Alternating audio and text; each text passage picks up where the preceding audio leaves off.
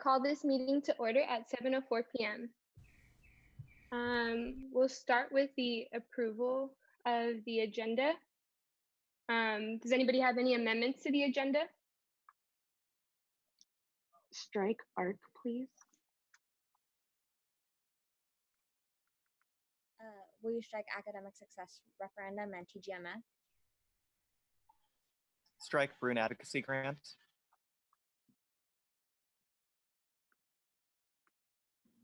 Would you strike capital contingency, and then can we add a second contingency programming action item, please? Thank you.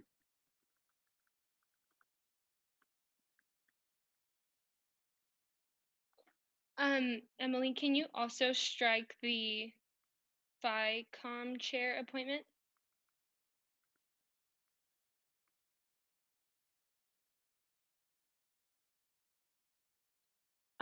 I also have the, where is it on the agenda? The programming, oh wow, we have a long, oh wow. We have a long agenda. The programming activities board, I don't see that item on here. Oh, This one? yeah, can you change it to the programming activities board? Activities. And they're supposed to be coming in at around 8 p.m.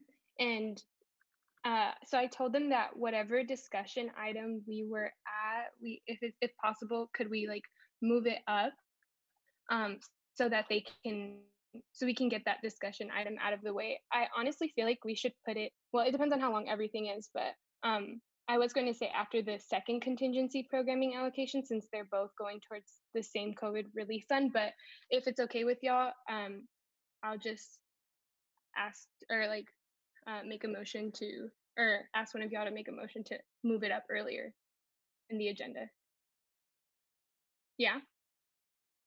Sounds good. Okay, cool. Are there any more amendments to the agenda? Yeah, can we strike SFS? And then can we also strike my officer report? And then can we also strike the GCGP charter amendments? We talked it over with rec and admin, and we decided that the amendments are unnecessary. So we're just gonna strike it and move forward.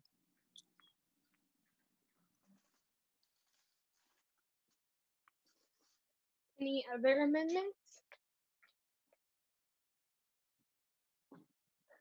Okay, do we have a motion to approve the agenda? I motion. Breeze motions, is there a second? I second. Okay, I heard Jonathan, so Jonathan seconds. All in favor? Let's do the raise your hands. Are you guys gonna raise your hands on screen or through here? I have to because I'm the Okay. host. Okay, cool. 1, 2, 3, 4.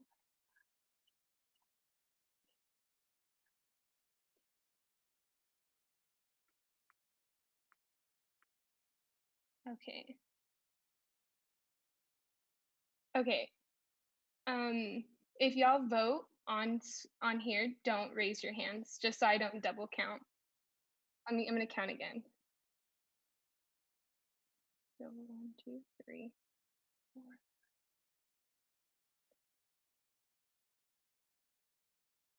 4. Okay.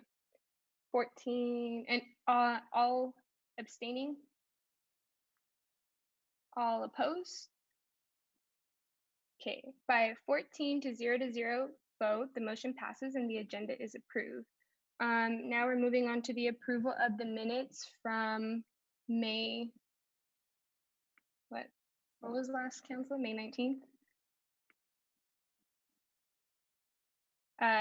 Hopefully everybody's had an opportunity to review the minutes. Is there a motion to approve the minutes? Make sure you also say the date.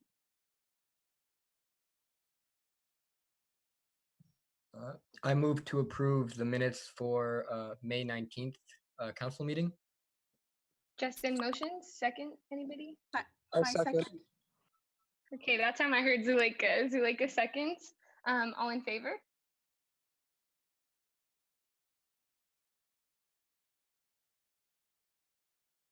One, two.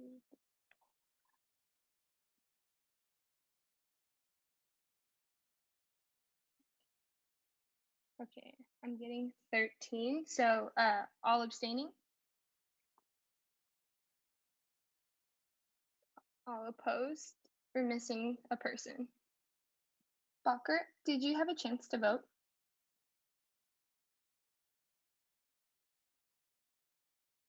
Okay, so I usually or action button because I didn't have raise hand functionality for some reason.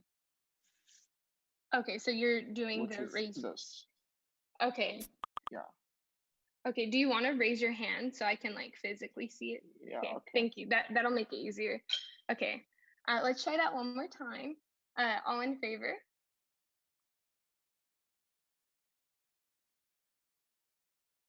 All abstaining? All opposed? Okay, cool. By a 14-0 motion, the motion passes and the minutes are approved. And now we'll go into public comment. So just a reminder, public comment is a space for folks to talk, have an opportunity to talk to council. Remember to keep your comment to around 2 minutes, just in the interest of time. Remember to challenge ideas, not individuals. And also remember that freedom of speech does not mean freedom from accountability. And remember to use respectful language and gender inclusive language as well. So we'll start with the we'll just start with public comment. Raise your hands if y'all would like to participate and I'll call on you.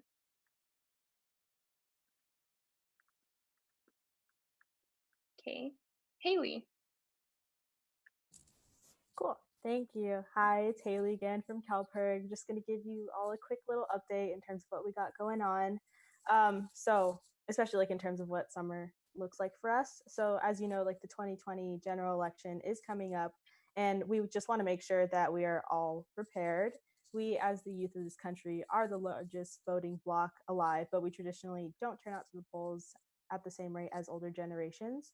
And with COVID-19 changing the way that we vote traditionally, it's really important that we do continue to educate people and let them know how they can vote now and that it's actually really easy to vote by mail. The best way to educate people at UCLA is by working with our administration to make voting more institutionalized and also continue to build our vote coalition, which is Bruins Vote. But since we can't obviously do this all in the fall, we need to continue these efforts over the summer. Especially because we're only going to have a matter of 14 days to register students in the fall before the last day to register students. And so the best and easiest way to really shape our future, the way that we want to see it, is to turn out the vote. And what's great about our summer internship is that literally anyone can get involved, from beginners to returners. And so with that said, our MVP, which is the New Voters Project, is going to be the priority for this summer to ensure that we mobilize our youth to make their voices heard in this upcoming election. That's all. Thank you. Thank you. Summer? Hi, my name is Summer Danidi, and I'm the current project director of the Beautiful Mind Project. We're a mental health and wellness club that's dedicated towards supporting and enhancing the conditions on campus for Muslim students and minorities in general. And I'm here in support of the resolution to continue to fund BEST. I've been in Beautiful Mind Project for most of my time at UCLA, and we wouldn't be who we are today without BEST. We're an organization trying to tackle the massive issue, the lack of institutional support for community at UCLA, and we had no idea how to start. Through our BEST mentor, Kareem, we had multiple trainings on accountability, leadership, community organizing, and power mapping, and these are all crucial trainings because as a student, you try navigating admin, you're consistently told and shown that your voice doesn't matter, and it can kill your motivation and get change impossible. But through BEST training and mentorship, We've gotten a contract with CAPS, and they're going to be funding, bringing with some therapists to UCLA on a regular basis. We've gotten them to commit to creating a permanent prayer space on campus. Muslims no longer have to pray outside next to Easter. We've gotten them to initiate an allyship training to bring cultural competency within CAP staff. This is really a necessary part of UCLA, and to get rid of effectively telling the majority of students color organizations which they support that they don't have support on this campus. Invest in their resources, enable us to be seen, and change the conditions at UCLA from what they've historically been, which represent barriers to students of color. To enact change, the voices of those affected need to be heard, and gives us that voice. BMC stands behind the resolution to continue to fund us, because to us, this really isn't a lecture. It's about the survival of future generations of our communities here at UCLA. Thank you. Thank you so much. Eric? Good afternoon. My name is Eric Munoz. I'm a first-year neuroscience major and a first-generation student. I'm a faculty relations intern on our Affordable Textbooks campaign with CalPERG, the student advocacy group here at UCLA. I'm here to talk to you guys about CalPERG's textbooks campaign and to ask you all to support the open textbooks resolution. So since the majority of us are students, I would assume you're all familiar with the process of buying textbooks every quarter. It's an absolute pain. And not only is the process of going through and finding the cheapest options like terrible, but oftentimes the cheapest options aren't cheap at all. Textbook prices have gone up 1,041% since 1977. And the main reason why textbooks are so expensive is because the textbook market is controlled by just 5 companies, which has allowed them to rapidly increase the cost of textbooks. These companies are monopolizing educational materials and resources that we shouldn't have to stress so much over. A solution we've been working towards is open textbooks. Open textbooks are faculty written and peer reviewed, but written under an open license. This means that knowledge is openly accessible to everyone, and it's a lot cheaper for students.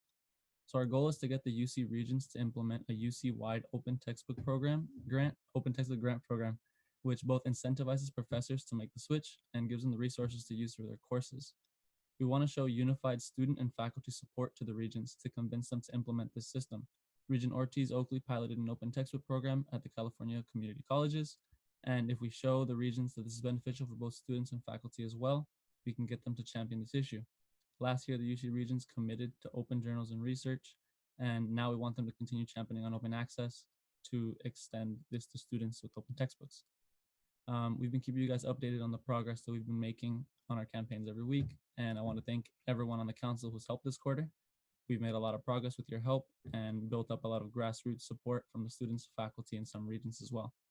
We want to show formal student support from students at UCLA, so we're asking for your support to pass a resolution that would encourage the UC Regents to implement a UC-wide open textbook program similar to the one that we have on campus. Students shouldn't have to choose between buying a textbook or paying for food for the first few weeks of the quarter, especially when there is a solution, and we hope you'll vote yes. Thank you. Thank you, Jessica. Hey everyone, my name is Jessica Frias, and I'm a first-gen poli-sci student as well as the media coordinator with CalPERG on the Affordable Textbooks campaign. Today I wanted to tell you all why I believe that you should vote yes on a resolution for a UC-wide open textbook program, and about my own personal experience with textbook affordability as well. Financial aid is what I and other students alike first looked at upon receiving acceptances from schools. The steep costs of tuition that I saw before me were really intimidating, to say the least, and nearly turned me away from accepting an offer admission from any school.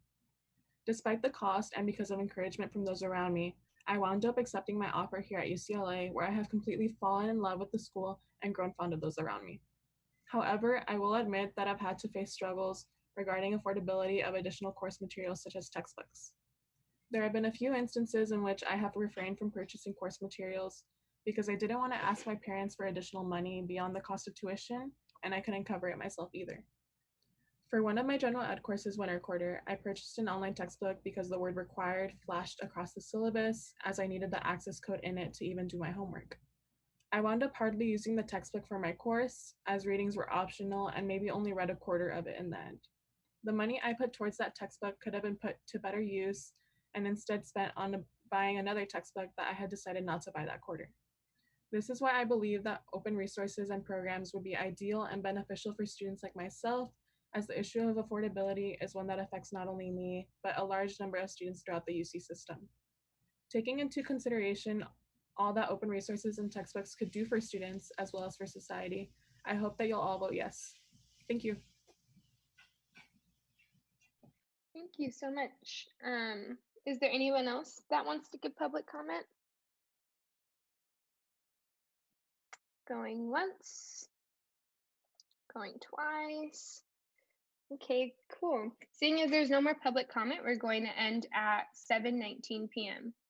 And we'll go right into the funding bodies, contingency programming. David? Hey guys. So the first contingency programming allocation is for some of the applications that we received this week. So this week we got 3 applications. The total requested was $1,365.71, and the total recommended was $748.33 to non-USAC entities. Awesome. Does anybody have any questions? If not, all we need is a motion to approve contingency fund allocations. And you also have to say the amount.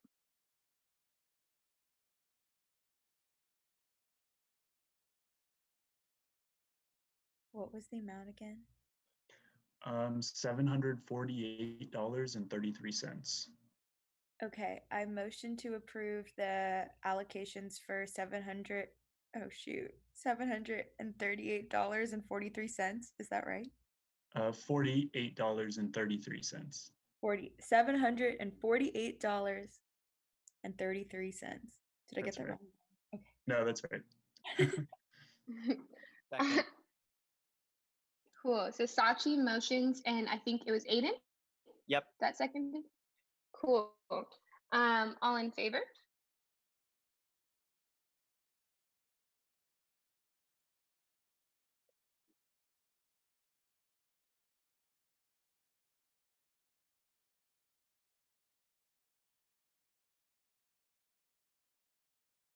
Cool. Okay.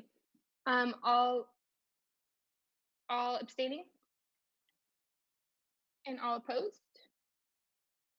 Yay. By a vote of 14 to 0, the motion passes and contingency allocations are approved for the week. And then we'll go into the second contingency programming allocation. Again, David.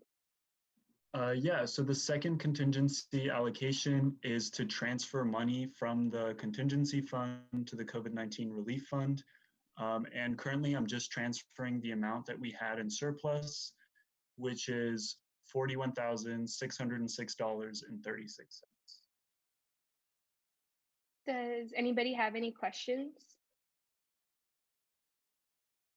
Cool. So we're all of the understanding that it's going towards the COVID-19 relief fund. Okay, cool.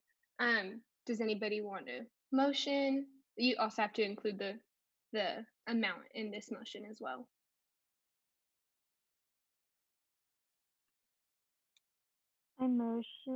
I motion to approve the transfer of $41,606.36 from the USAC Finance Committee to the COVID-19 relief fund. Awesome. Emily motions. Finance Committee's contingency. Oh, yeah. Cool. I second the motion. Yay. Emily motions, Noe seconds. All in favor?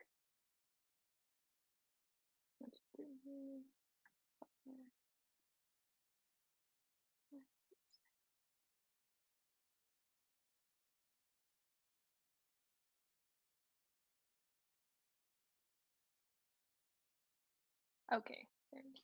All abstaining? And all opposed? Awesome. Okay, so by a vote of 14 to 0, the motion passes and the contingency allocations are also approved for this week.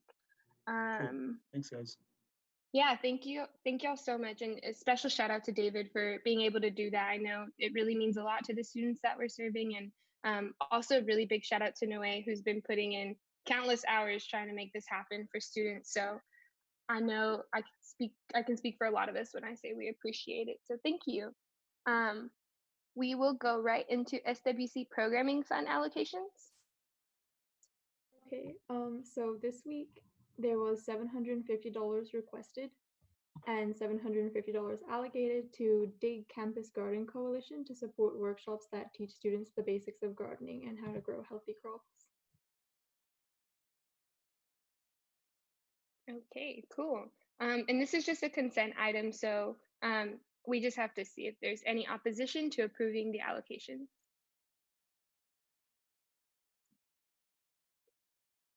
Seeing as there's no opposition,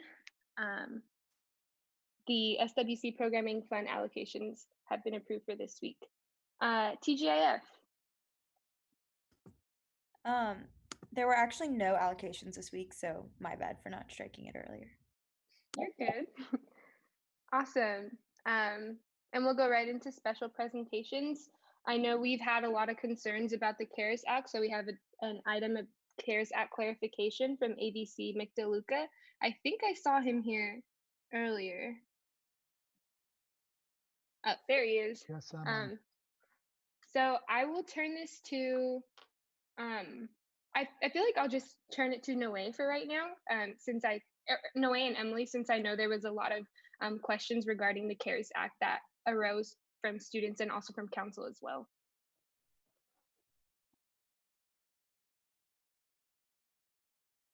Noe or Emily, feel free to just take it away. Hi, ABC DeLuca. Thank you so much for coming. Awesome. Sorry, Noe. Thank you so much for coming. So I think last week when Noe and I presented on the things that we had learned from the Campus Safety Alliance meeting, there was still a lot of clarification questions that were being asked that we didn't feel comfortable answering because we didn't have like 100% certainty.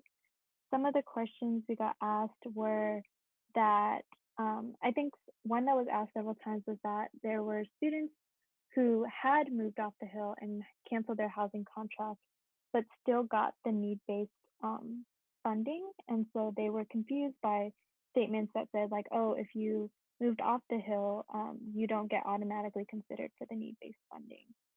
So if you could clarify that, I think that would be great. And then I can also open it up to council for y'all to ask any questions that you or anyone who has messaged you may have. Excellent. Thanks, Emily. Noe, do you have a opening comment or do you want me to just jump in? I was also sort of confused on that just because it did vary on a case-by-case basis from what I heard from multiple students. And so last week when we were asked the same question, we were kind of unsure on what to say for like one student and the other student. So if you could clarify that and how you went about like deciding who got what. Oh, I'm sorry. And one last question. I wanted to ask you about the third pool of funding for students who don't qualify for CARES and maybe what the process of that is looking like as of right now, undocumented and international students. Excellent. Thank you both, and thank you, Naomi. First, let me congratulate you all on your new officer roles, and let me thank you in advance for your leadership in what will be an unprecedented year in the history of UCLA. So I appreciate the opportunity to come all together here. Obviously, you and your fellow students had dramatic impacts. I don't think there was one human being when fall quarter started that could ever have predicted this, and it happened so dramatically and came to almost a crashing end, and then this whole remote learning environment. So we really empathize and understand what everybody's going through. One of the first realities could be financial impacts. So as we did that transition, got through the winter quarter finals, went into a version of spring break and started back remotely, campus was assessing impacts in any number of ways related to housing contracts. The issue of the tech grants came out.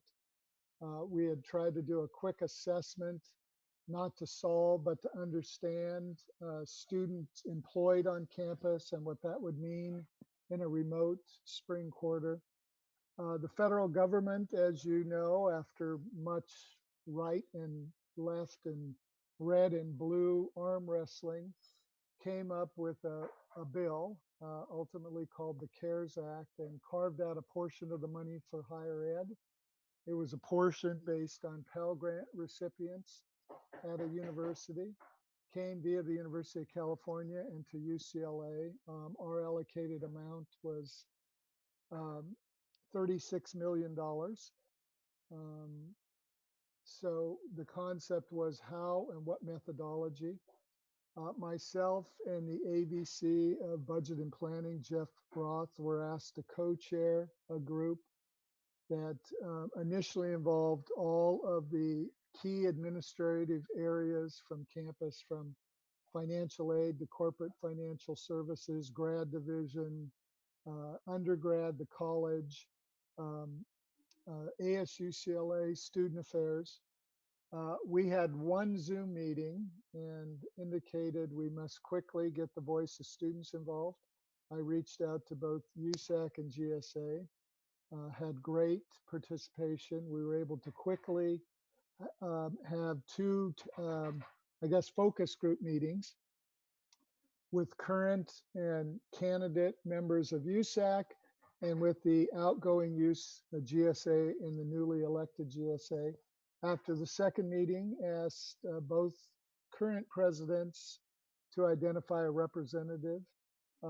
Milan Srivastava was nominated to represent USAC, and Letty Trevino, who is now the IVP of Academic Affairs for GSA.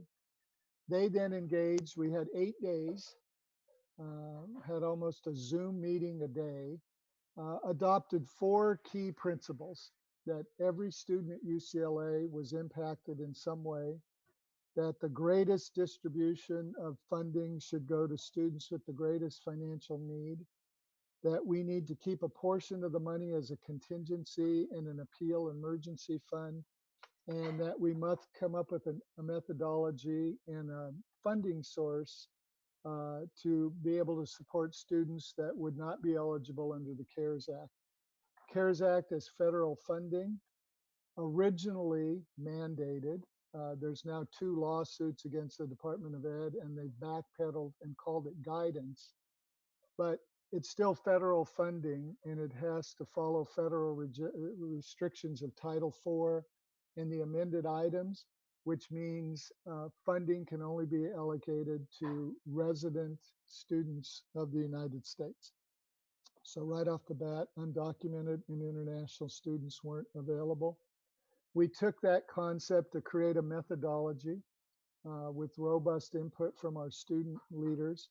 First methodology is we were going to come up with a universal award of $200 to all students, with students having the opt-out ability to then contribute that fund to the pool that would go to students in need. Through financial aid's help, we had to develop a 3-pronged methodology. First, there was about 28,000 students at UCLA who already had a FAFSA on record. So that was the easy pool. The second pool is if you were FAFSA eligible, but you did not complete a FAFSA.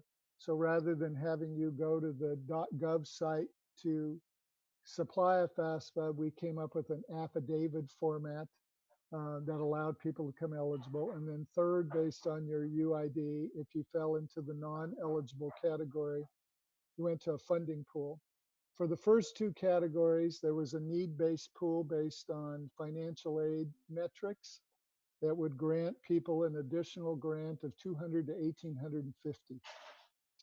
The questions you referenced indicated the initial criteria, which indicated that if you had either received a tech fund or received, canceled and received a housing refund, that would initially make you not eligible for the need grant. Now here's the why. In both cases, your financial aid was not reduced. So this funding was meant not as a grant, but to cover impacts of COVID. One of them being housing requirements, two could have been related to tech needs and the like. It didn't mean you were ineligible. You were ineligible for the initial award. You could appeal and then provide the justification of your impacts. And numerous students have then received the awards based on them being able to quantify their impacts.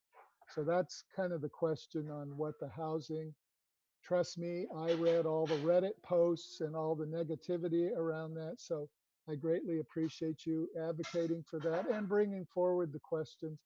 We've tried to update a robust set of FAQs and explain that. And so we're in the appeal process right now. Second one, I know there was a lot of questions. I said, oh my God, they're telling us to keep receipts. The federal government can audit us student by student. So number one, we had to insulate that we weren't doubly awarding somebody. And number two, the receipts weren't for us. If it's for you, if somebody said, did you claim this on your taxes? If it was just grant money, you were going to have to claim it on your taxes because it's impact money. If you could demonstrate it was an impact, it's not taxable. So that was just more for clarification. I know that got interpreted differently by different people who were poking holes through things. So again, we greatly appreciate that. The third lens was for the non-eligible students. When our proposal went up to the Chancellor, EVCP, and the Council of Vice Chancellors, we strongly advocated for an additional fund source. $3 million was granted to support our undocumented and international students. We had to work outside of the financial aid process, so we created a review team of that group. Behind the scenes, we had to create an account source base for the university money. We then had to create with corporate financial services a distribution method, and we had to secure a methodology for anybody that was unbanked. And a number of undocumented and many international students don't have a bank account in the US. Took them a little bit of time to come up with the option. They struck a deal with Western Union so that one of the distribution methods would be money could be wired to whoever picked up via Western Union. We have reviewed, I believe we're up to close to, there was 5,475 students that fell into the non-eligible category. If memory serves me right, over 3,000 have submitted a form. Over 2,700 have gone into distribution, and the distributions for that group started next week. It's itemized on the distribution, so it shows a universal award of $200 and then an impact grant of funding that was going to range from additional $400 to $1,000 in the initial round, and then an amount of money for any additional appeals.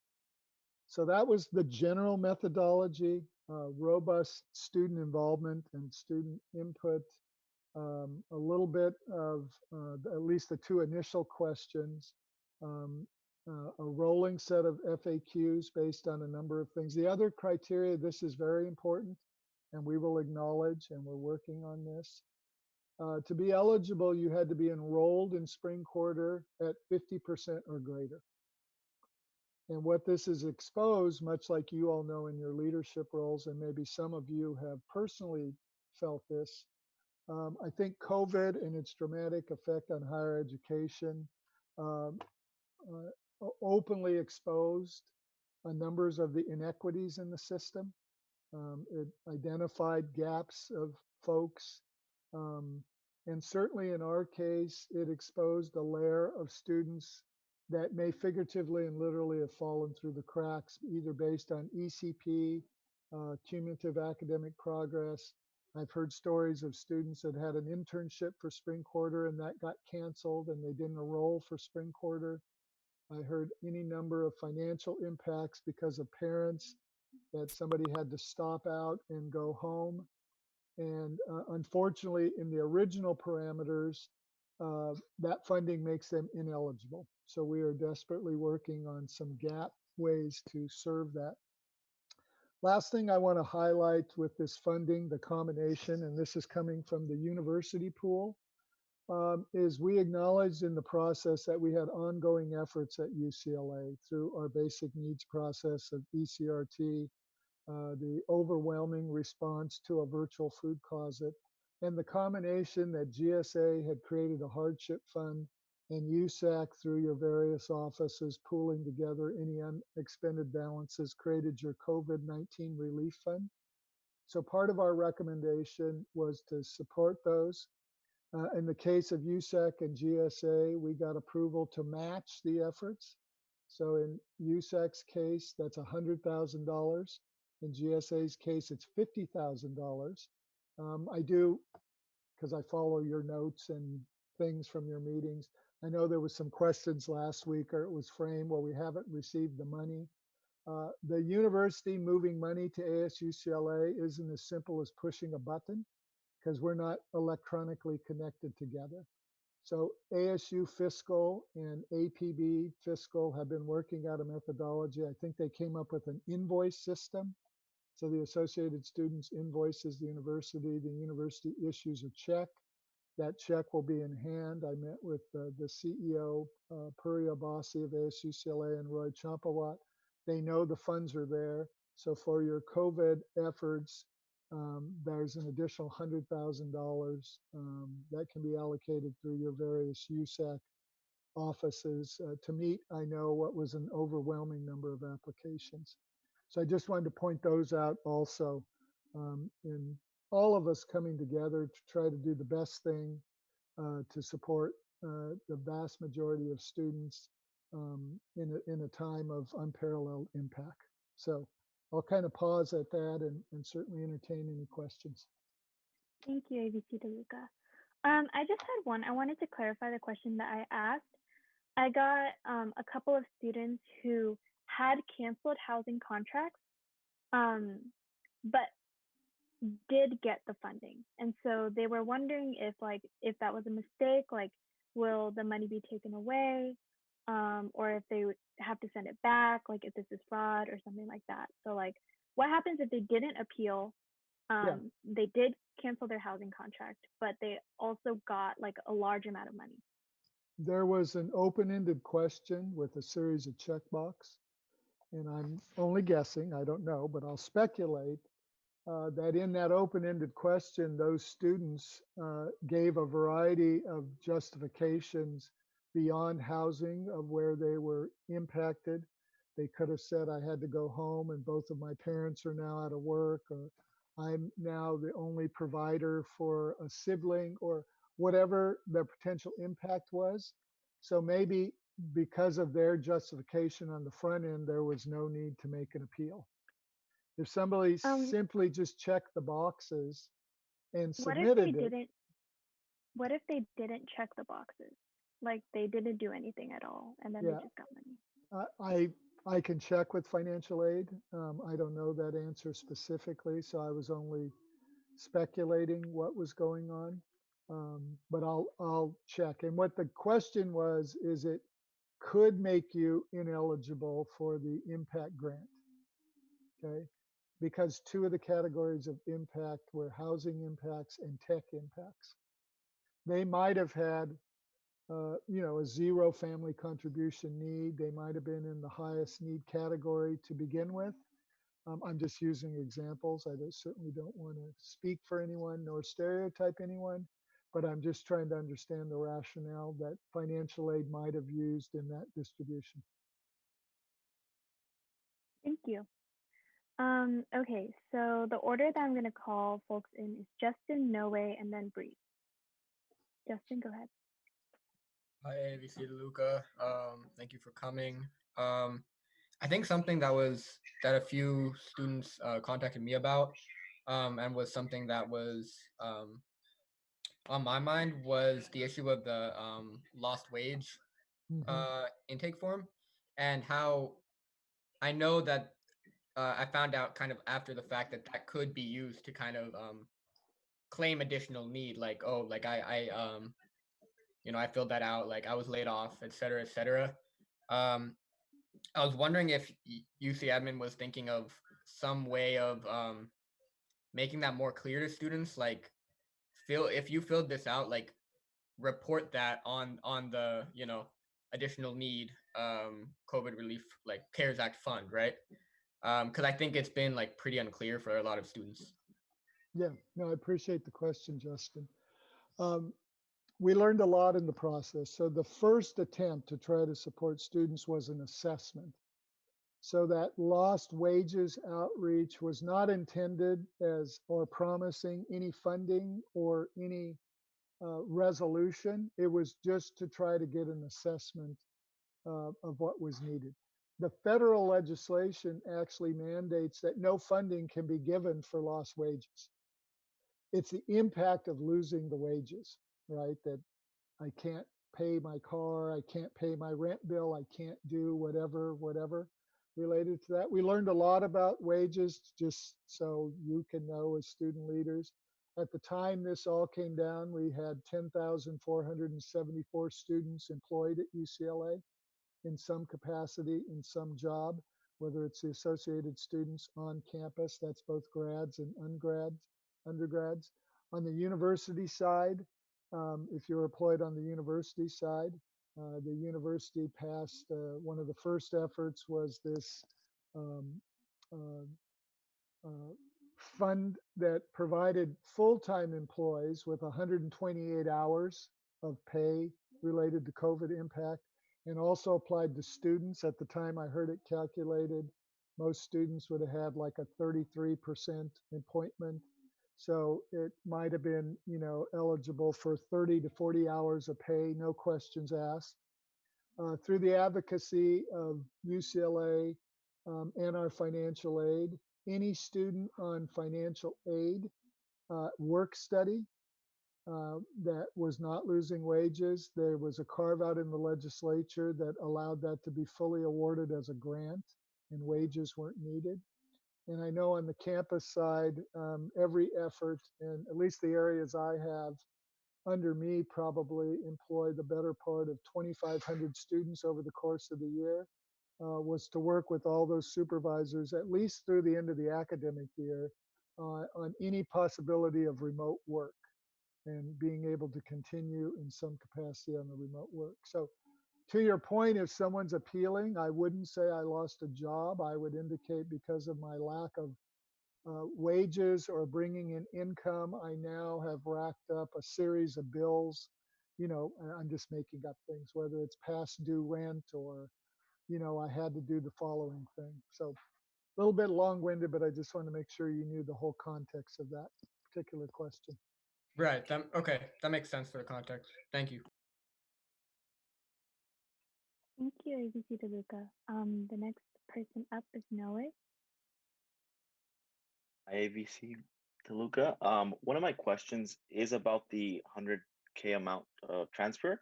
So is there still a more rough estimate of when we should expect to receive that funding? Whether it may be like a week or 2 weeks, or are you unsure about that at the moment? No, I spoke this morning with Poria and Roy. I don't think it should delay you in any of the review of those things, and you're trying to push it out by the academic year. The way the university has to move money back, whether it's, you'll hear in some other contexts on referendum fees where they go through the associated students and then the associated students have to cut a check back to the university. And we don't receive those funds for the better part of 2 quarters by the time it comes back to the university. So just know it's fully committed. It's university funds. We're not violating any federal thing, nor do we have to be accountable. The 2 fiscal areas are already talking. I was in an email string as late as this afternoon on this invoicing thing. I'm sure the minute the university receives that, they'll issue a check.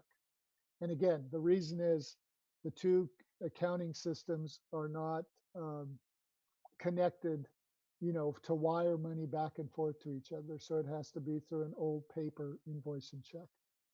But for your various commissions and you as officers, you're expend that money, do your review, look at all the applications you have, know that monies will be in the bank and it's on the way. Thank you for that clarification. The next question is kind of tied to one that Emily had asked earlier. So say, and you may not be aware, you may have to reach out to financial aid, but say if a student did receive the additional funding and they did cancel their housing, would they have to refund any money or return any money that they received? Or is the money that they received theirs to keep regardless? I have been in no meeting that talks about the return of any money. So like I said, even if it's that housing impact student, my guess is they were going to be in the greatest financial need, and so they got this impact grant. The other thing to note that none of this money will impact anybody's financial aid related to a future year, right? So it's not that you have to list it down as income. This is actually impact award. So I think those two are critical things. If you want, and again, I don't want to jeopardize any confidentiality, but if you end up with a specific student, I'll be happy to play point and personally ask the questions, go right to the source in financial aid and make sure for that specific students there's no unturned rocks and there's no uncertainty, because I know that could be, you know, pretty scary if somebody all of a sudden goes, oh my God, somebody's going to send me an email and says I have to return something.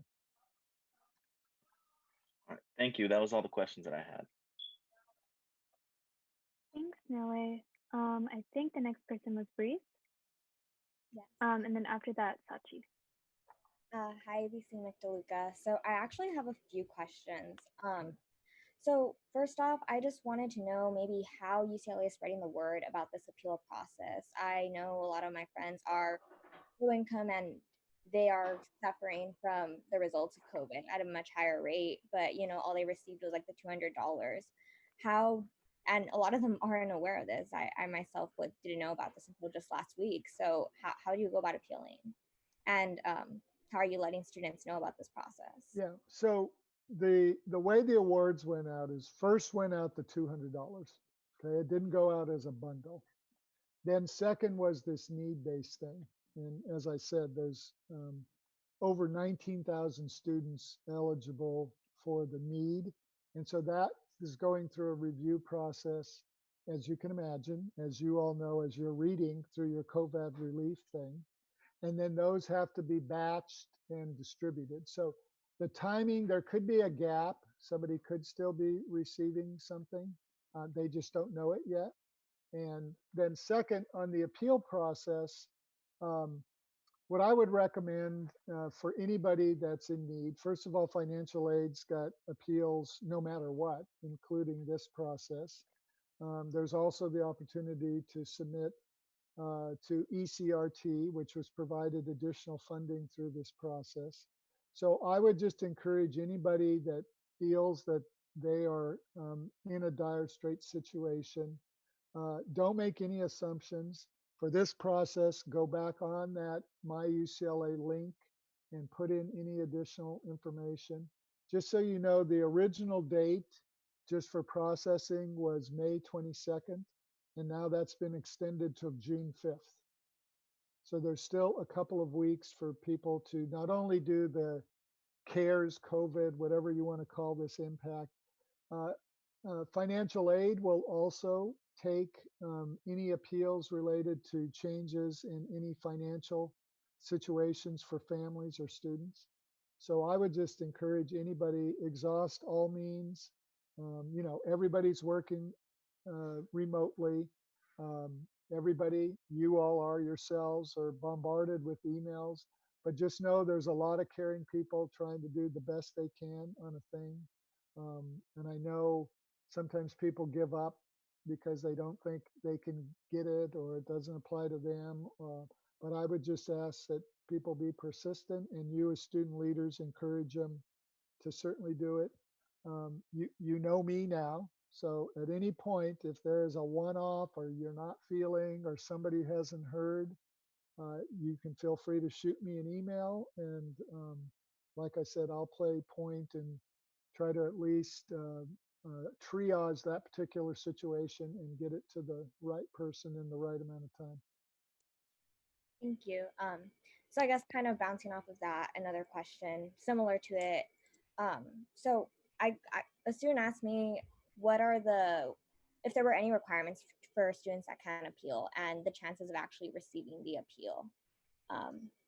I guess you kind of answered it, but if you can elaborate. The key here is impacts, right? So that's the key, not just I'm in need. Quantify your impacts. You know, I went home, I've got terrible internet, my computer died, you know, I'm in dire straits trying to do the remote learning. My roommates bailed on me, and now I'm left with the monthly bill, and I don't know how I'm going to pay for my housing. I mean, think of all the impacts probably many of you have had. So make it about the impacts for this amount of money. I mean, for this funding pool. And whether it's an appeal on the eligible side or an additional appeal on the university funded side, you know, focus on the direct impacts as a result of this pandemic and all the impacts of having to change your life and go to a remote learning environment. Okay, I think that's all for me. Thank you so much. Thanks, Grace. Awesome. Thanks, Grace. I think the last person is Hachi. Yeah, I just have one super quick question. I know that you mentioned that students that are non-declared this quarter will be like taken into future considerations for CARES Act funding, which I really appreciate as a student that's non-declared. But I also want to confirm that you're also considering within that funding allocation students that were studying abroad that then came home, and then because they were studying abroad and like technically weren't enrolled for the quarter at UCLA, they were ineligible for the funding as well. Yes, thanks, Sachi, for the question. Again, for anybody in that situation, I would start with your story, you know, quantify your impact and then get it in. And then we're trying to route it to the right area. Could be financial aid, could be ECRT. I actually sit on the University Religious Council. They came up with an emergency fund, and at tonight's meeting, they expanded the emergency fund. And I made the appeal that even with our best intentions, we might have students in the gap. And so there'll be a process to apply to the URC. I know almost 60 students did that in this process. Most were awarded almost $1,000 with a university partner versus the university channels themselves. So I would just, you know, maybe the front end of that is again letting financial aid know about any unforeseen financial impacts. And I would encourage anybody in that situation, and I know it sounds overwhelming, but again, we've supplied additional funding and resources. I'd make it an ECRT appeal. Technically, ECRT supports students also that are enrolled in the current quarter, but they also don't want somebody to have to, you know, drop out or in their education as a result of the impact. So it's the combination of onboarding something back to campus. So those would just be a couple of ideas right off the bat. So just to confirm, like the administration is working to secure funding for non-declared students, but then in addition or in the meantime, they should reach out to ECRT, or is ECRT the sole like funding body for those students? What we're working on is we're now well aware of all those categories that someone may not be enrolled. And we're trying to identify what process, number one, can we legally do? And then what funding source and methodology might we have that can be applied? So that's what the process of working it out is right now. And what policies do we have that we have the control to interpret? So that's what I would indicate. I don't want that student to lose their voice. And that's why I'm just suggesting of the current systems we have, I would, you know, quickly have that person tell their story, indicate their impact, and get it into one of those existing methodologies.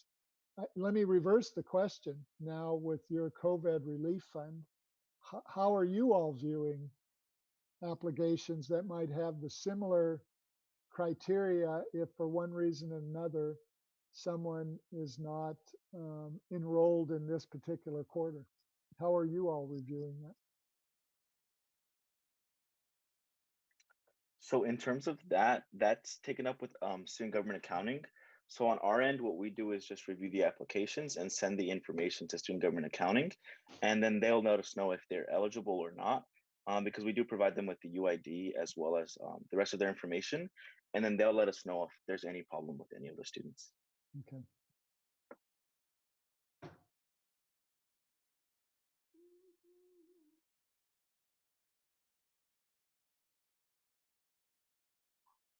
Well, I hope this at least provides a little bit more information than you had coming in. Again, feel free to email anything that comes up. I know there'll be individual stories as this continues on. We don't know if you read the language of what the House's $1 trillion proposal has. There's funding for higher education as we transition to the summer or fall. Whether that gets through the Senate, nobody knows.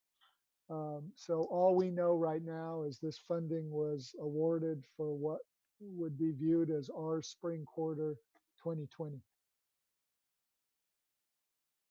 Thank you, ABC DeLuca, for your time and for So, answering all of our questions. absolutely, anytime. And thanks again for all of your work. And we'll certainly look forward to working with you both in the virtual world and when we can all be back in the in-person world. So everybody be well and stay safe. And just think someday you'll be telling this story to your kids and your grandkids about when you were in college. So that day will come also. So thanks again. Thank you. Thank you. Thank you, ABC McDeluca. Thanks, Emma. Okay, so we'll just move on to our next discussion item. Are we all done with this one, Emily? Are we good to move on? Yeah, I think we're good to move on. Okay, cool. So next we have the Public Safety Advisory Council Charter, and that is also Emily's special presentation, so I'll allow her to take it away. Yeah, awesome. Can everyone see my screen? Yay, okay, thank you. So I just wanted to really quick present to Council the charter for the newly formed Public Safety Advisory Council, for which elections will be happening during Campus Safety Alliance this week, which I'll talk about later during officer updates. But yeah, so I'll run through really quick and highlight some of the key points that Matt, Richard, Kim, Leslie, and I pushed for in meetings with Vice Chancellor Michael Beck. Okay, great. So an intro, the PSAC is an advisory board which facilitates and promotes communication with the community and people basically who are stakeholders in campus security, as well as the formation and creation of safety policy. So it's a place to discuss and work together on policy issues. So yeah, and so this talks about the Presidential Task Force on University-wide Policing and the recommendation that schools come up with independent advisory boards to work on safety issues and quality of life issues. Great. So it will begin during the summer throughout the next school year. The chair is the Administrative Vice Chancellor, Michael Beck.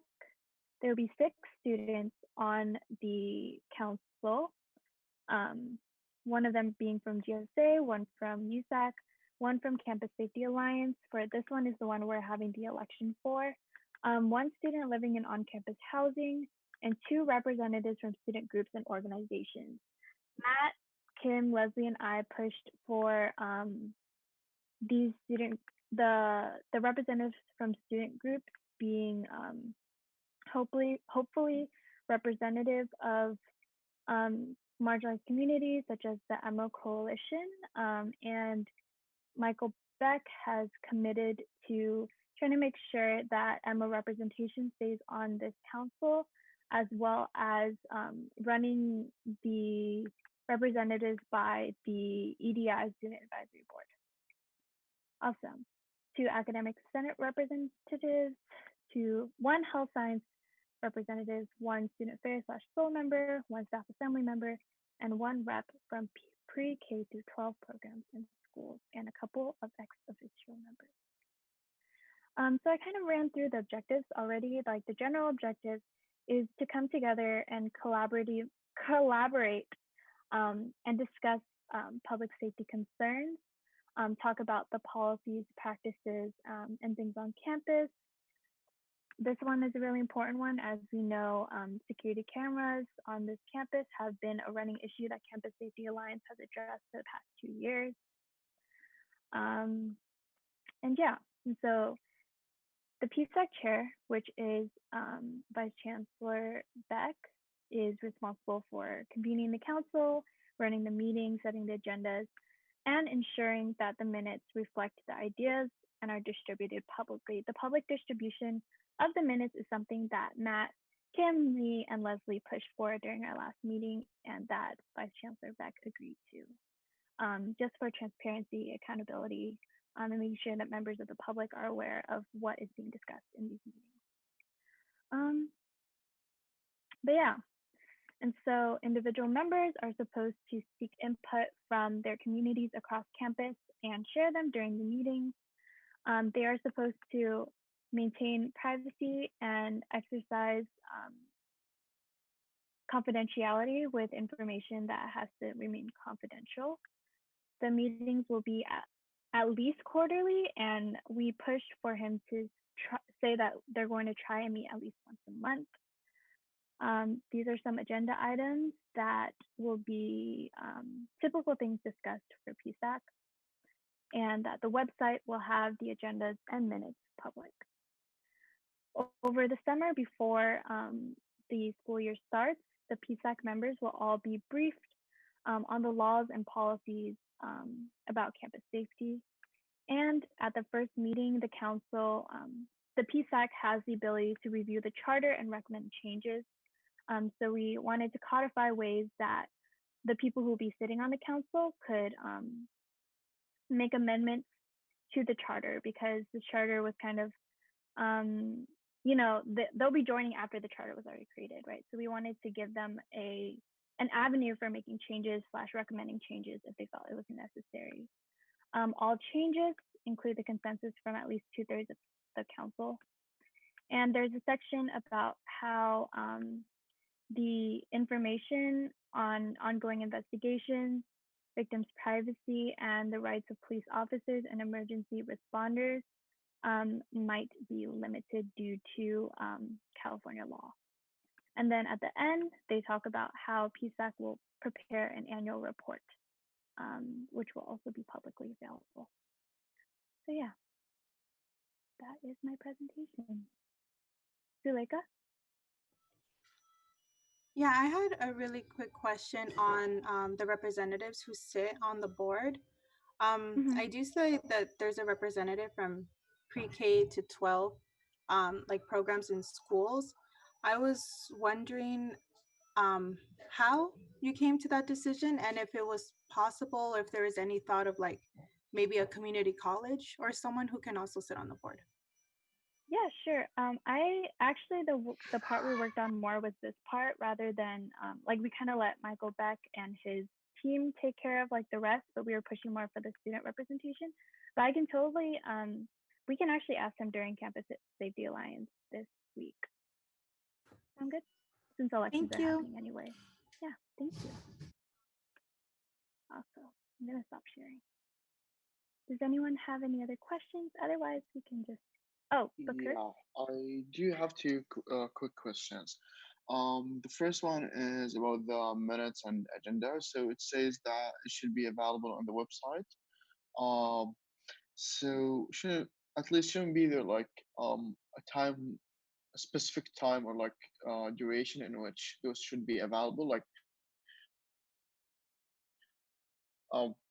in instead of just leaving them open because like they could be published like 1 year later or like 2 years later. No, like there's nothing specific about that.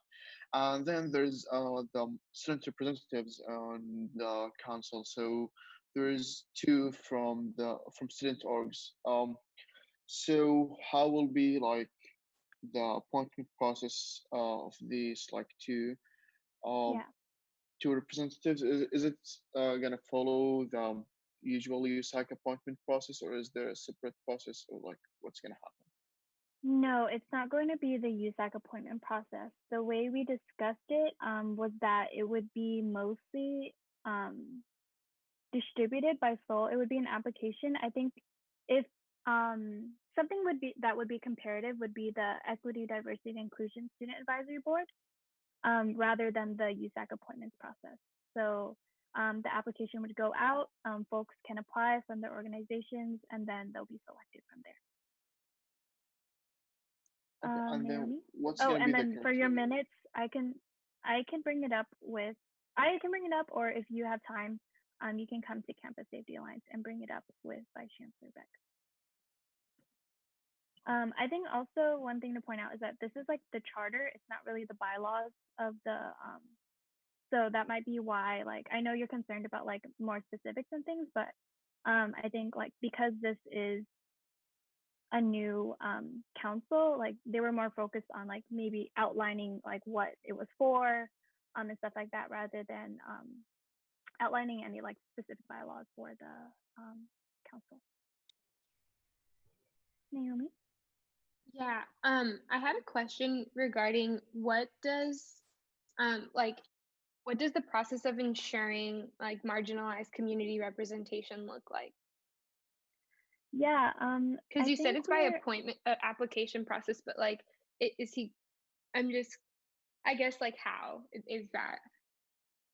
I think what we discussed in our last meeting was that they would ask for input from the EDI Student Advisory Board on the applicants through the application. And then Matt and I also pushed for MO, codified MO representation. It's not in the charter yet, but we're going to bring it up again during Campus Safety Alliance. Bree?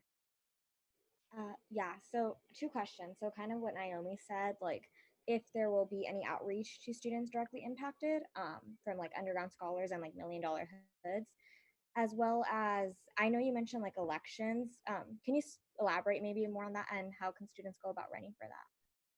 Yeah, so for the PSAC elections for this year, it's going to be a little bit more difficult, and I only say that because we Kim recently codified in the bylaws that people who can run to be the Campus Safety Alliance representative to PSAC have to have been to 3 Campus Safety Alliance meetings during the year just to ensure that they are, tapped in and involved with CSA. And so that's the way the process is going to look this year. And it'll happen during the CSA meeting on Thursday. We're just going to have folks give a 1-minute statement about why they want to run, and then do the election from there. I'm hoping as CSA continues to grow, there will be more folks who are like eligible and interested in running for the CSA rep to PSAC election. Like these last 2 years have been a lot of like regrowing and stuff like that. Thank you, Emily.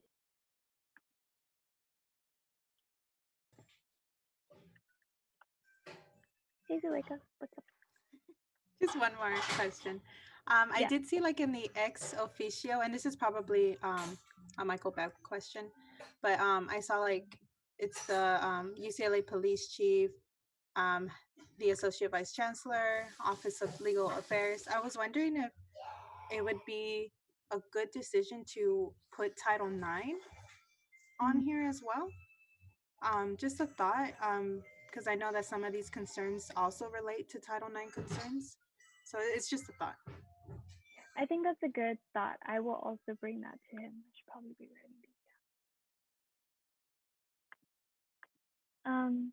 But yeah, thank you. I think also something that he had spoken to us about when we were, advocating for more seats on PSAC was that he wanted to make sure like the first group of PSAC was kind of small enough so that everyone could kind of work together and like build the foundations before we start adding a bunch of people into the mix. That makes a lot of sense.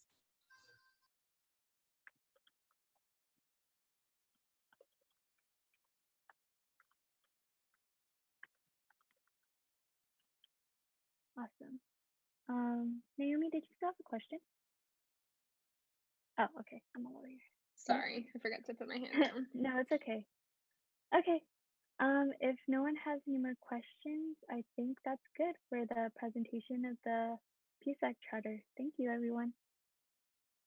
Awesome. Thank you so much, Emily. And I also just want to give a huge shout out to the IVP office. They worked extensively on this, and this was really came out of a response to many crazy events that have happened within UCLA's history, but specifically out of the Getty fires, where we noticed that there were lots of crucial decisions that were made and students were not at the table, and rather being phone called in at random times. So I think having a standardized process would really help this a lot. And I will just move on to the next item, but we're going to move things up a little bit. So we're going to go right into Programs Activities Board reallocation of funds to COVID-19 Relief Fund, because we have the two representatives here, Paola and Jerry. So they're here, and I kind of just want to have them talk about why they're here and what they're going to be doing in order to give us those monies. So go ahead. All right. Hi, everyone. Good evening, everybody. My name is Paola Gonzalez. I'm the Community Activities Committee Chairperson. And Jerry, if you want to introduce yourself as well. Oh, hello, everyone. I am the Campus Programs Committee Chairperson, one of the other committees that's part of the Program Activities Board. And yeah, thank you for having us here today. So we are here to talk about a little bit of the mission that we had as PAB, the Program Activities Board, because as you all know, COVID-19 didn't only affect students in themselves, but also their communities. And because we serve different types of communities through community service, the service that they were providing was affected as well. So due to this transition, both committees had a couple of different changes, and one of them is that we had a larger surplus than other years. And when we saw that this was happening, Jerry and myself had the mission to identify all of the student relief efforts that were happening at the time during week 3, week 4, that were supporting students of all backgrounds to undergo all the different barriers that COVID-19 pose in their different lifestyles. So with that said, we identified that SWC and FSC had relief funds and relief efforts that could help better support the students who were in need and that they were having economical crisis. So what we did after a lot of different meetings with everybody, with SWC, FSC, and different departments across campus, we came to the decision to fund FSC in the USAC Relief Fund with part of our surplus, as well as the COVID-19 Student Relief Grant and Basic Needs Subsidized Program. So the way that we did that is through the referendum monies that we hold. And this is why we are here, because at the end of the day, student referenda monies are from the student community, and you as the government, you have given us the privilege to serve the students by allocating these funds. And now we're here to ask you if you will agree with our proposal of funding these funds and reallocating these monies to these different efforts. The way that they've been divided is that we're allocating $37,500.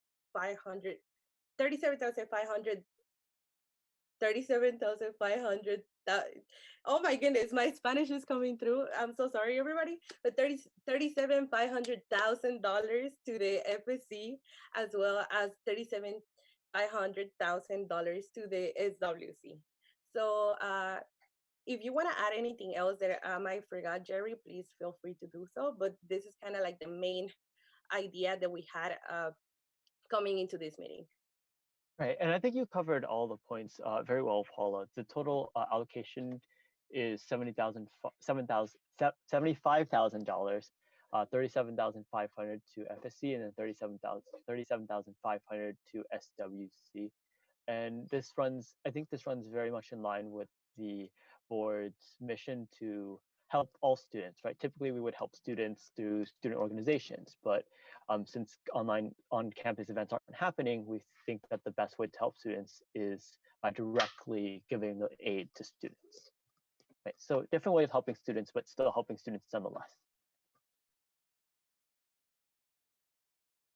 Yeah, agreed. So we just want to thank y'all for coming out to council and really giving us, granting us the ability to use this money. Noe, do you have anything you want to say? Yeah, I did want to add on to that, I really want to thank Paula and Jerry for their calls, their confidence in us. They really made sure that they reached out to us and made sure that our application process was solid. They made sure that the decisions we were making were equitable decisions. And so it really took a lot of effort on their end to ensure that this funding would go to the correct funding bodies. And so I think they made the perfect decisions to fund SWC and FSCs for USAC's COVID-19 Relief Fund. So I want to thank you both for making that decision and for holding us accountable as well. Even beyond that, they're gonna and be sure to hold us accountable for the funding that we give. And we're so happy to be held accountable by you too. Yes. And Paola, I think you had mentioned that you needed verbal commitment, or like not verbal commitment, but a commitment from Christina and SWC to note that they had read the email and that they're going to be accepting. Do you want to talk about that? Oh, yeah, that's yeah, verbal communication. As you'll both have seen in the letters that we sent out, it was just we received it from Noe. We're just wanted to reach out a little bit to Christina so like we can start this transfer of funds as soon as possible. But we need like the as you can read in the letter, like it just says that like we would like to like a response of the email so we can like of you acknowledging it as a receipt, so like like they that we need to get a little bit of data out of this, just because we do have financial reports to do at the end of the year like everybody else. So we want to be clear that we might not get this data like as of right now of summer, but like the next committee that it's going to be in place, they will receive the data. And I just want to clarify about the data that's being requested. It's simply how much money has been distributed, how many awards were given, and the number of students that received the award. It's not, we're not asking for like emails or names or UIDs. It's just purely numbers so that we can report that to our respective GSA or USAC, so to our respective student governments. Great. So yeah, I had a question. So if, let's say SWC doesn't need that money, would the rest of it be able to go towards FSC and the COVID-19 relief fund? That's a great question. I think I had that conversation with Mexica like a long time ago, and well, if they don't use it, like I to be honest, I don't know like what's the what could be used for, just because like once the money is in your pocket or in your bucket, like you can move it as you like want. But at the same time, like because we allocated it with like with the specific like relief efforts, I'm not sure how compliant we'll be with that. So as of right now, I will say no, because we will have to go in through like a whole different process and like create a whole different letter where like, or we can create just another letter where they say like we're not gonna use it, we're not gonna do a third round of like gift cards or something, and then we're transferring it to USAC COVID-19. But that should be something that like we need to talk further, and we just have to like communicate. I feel like at the end of the day, like communication is the most important part of it. So once we communicate and we know like that we're gonna present different data, then we will like let everybody else know regarding that as well. Thank you. And Christina, I see your hand up, but you can go ahead.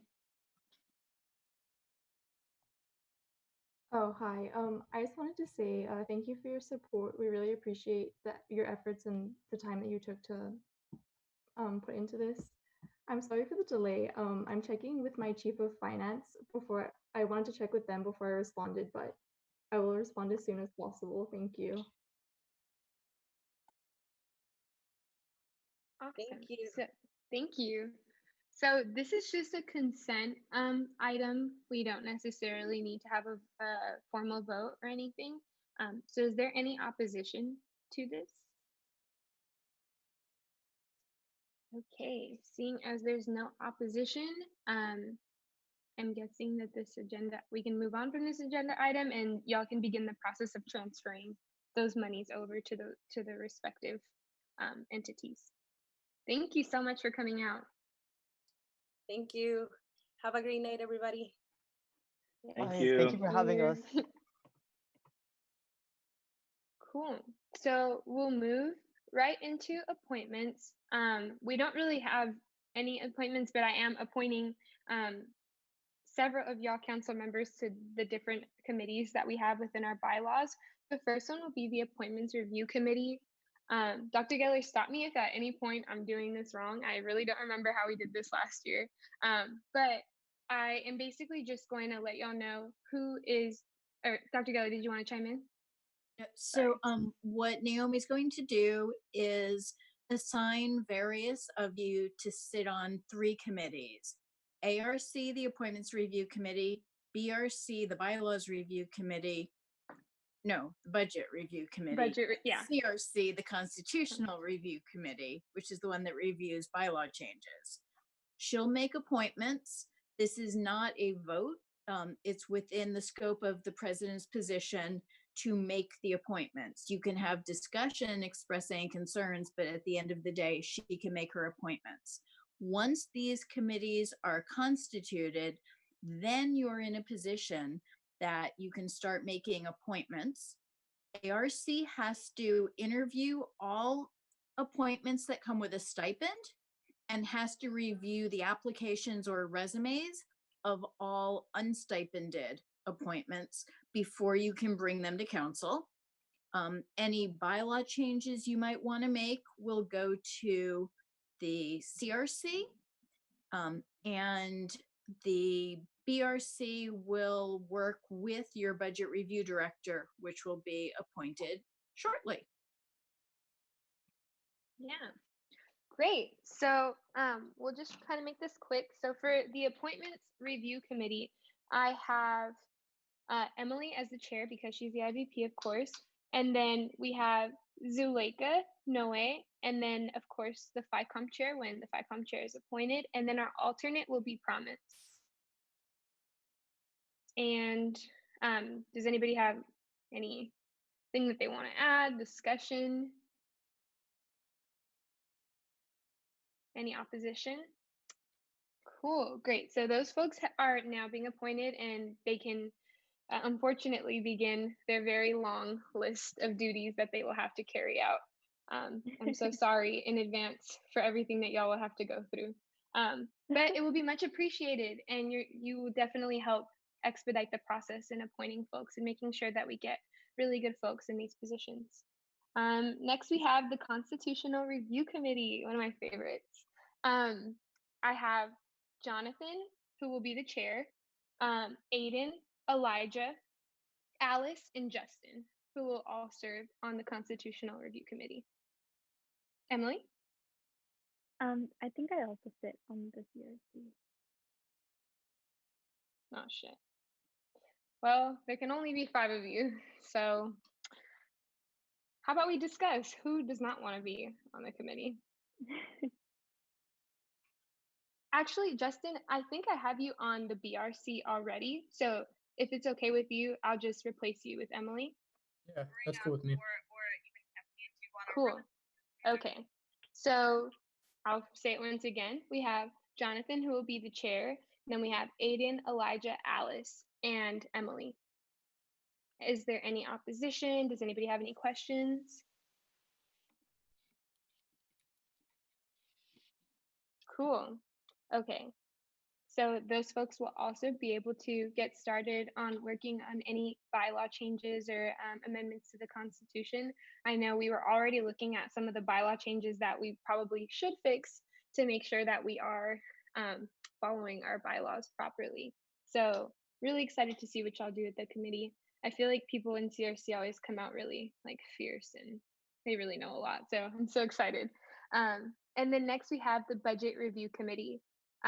For this committee, I've appointed Christina, Justin, and Bacher. Any questions, opposition? Cool. And just like y'all heard, we'll be appointing our budget review director next week as well. So y'all will know who you will be working with within that capacity. So thank you, and I'm so excited to see what y'all do on these committees. They're really great ways to get more involved in council and to just make sure that council is running efficiently and effectively. So yay! And now we'll go right into officer reports. So remember to try to keep them short. I apologize, mine is not going to be that short today, but I will try in the future to continue to make it short. So our Office of the President applications closed. It is going to be tough. We had 120 applicants, which is amazing. We broke Robert's old record last year, and I think quite a few records. So we're really excited, but it's definitely going to be a long process trying to figure out who's going to be within the office. Our USAC appointments application is still open. The first round of deadlines are tomorrow, so please continue to post. If y'all have time right now while you're listening to me talk, you can go to your pages and share the application and just make sure that folks know that these appointments are open. There's several really important appointments like board of directors, like the two entities that were just coming to talk to us earlier, and they make a lot of important decisions on campus. So please share that. It takes 2 seconds or 2 minutes if you want to add something cute to it. So up to you.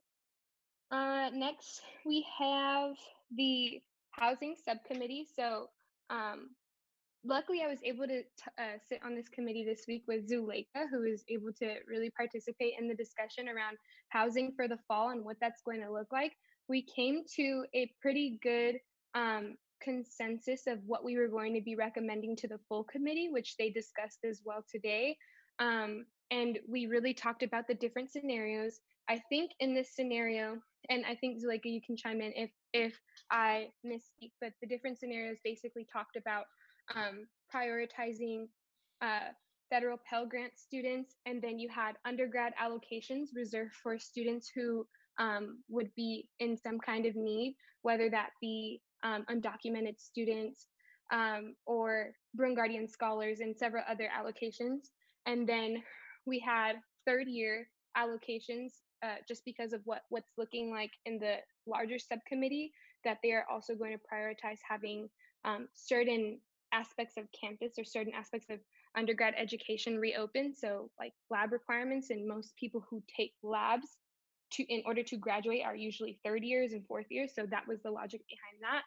And then we went to our first year students who then we went on like a distance to campus basis in terms of whether or not if you were out of state or international, then you were also grouped into that as well. So we created that scenario, and then we also presented a second scenario of taking a first year centered approach to the larger task force committee.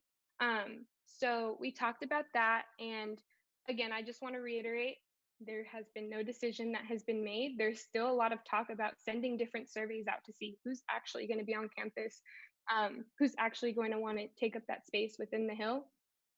So again, I just want to keep reiterating, no decision has been made, but that decision was sent to the larger committee.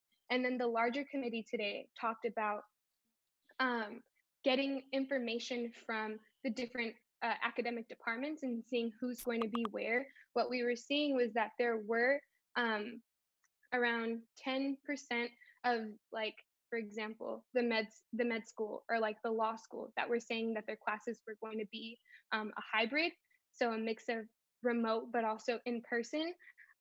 Those numbers are still not confirmed either. what was also revealed too is that there needs to be some kind of check and balance between the academic departments and the academic senate as well. So they're still debating that. And it's really funny because within these committees, it's like the academic departments are saying this and then they're relying on housing to make a decision. And it's just kind of like chicken and egg that we're seeing going on a lot. And people who are in the committees are nodding like, yeah, we're really seeing what that's like. And then the last committee that I also got to sit on with Aiden this week, who is also a pleasure to have within the committee, was talking about student life and student services and the different student services that are going to reopen possibly should we come back in fall or when we come back in fall. This one is kind of difficult because I think now we're really starting to get to this point where we're seeing that folks aren't necessarily socially distancing anymore. And what is that going to look like in fall when you have thousands of students on campus and you have students that want to study in one place or be in public in another place. So we have another meeting on that this week to take what's been said at the larger task force to our smaller subcommittees as well. But I know myself and Emily and Aiden have been advocating for the different student needs, whether that be programming for student groups or whether that be actual like physical study space on campus for students as well. So I just really wanted to update you all on what's going on in the future planning task force and their various subcommittees because it's important. Y'all are council members, so I definitely want y'all to be informed. If you guys have any questions about what else is going on, if there's a particular conversation that you really want to hear more about, I know Bacher, I think you had talked to me or like questioned about international students. Feel free to let me know and I can definitely point you to the direction or answer those questions myself from what I know. So yeah, and then the last thing that we did or that I've been working on this week was my meeting with Monroe. We talked about quite a few things as well. Where are we? Yeah, so we talked about the GCGP charter. It was a transition meeting with Robert, so we had to kind of share agenda items. Didn't really mind that, it was great. We also talked about CPO and what that's going to look like this year. They are going to be creating convening two committees over the summer to revisit the SOUs that we have. A lot of us feel as though they were violated and there are others that feel that they weren't violated. So we're going to really be hashing out those issues over the summer. We talked about student athletes and what it looks like to have student representation within those committees as well.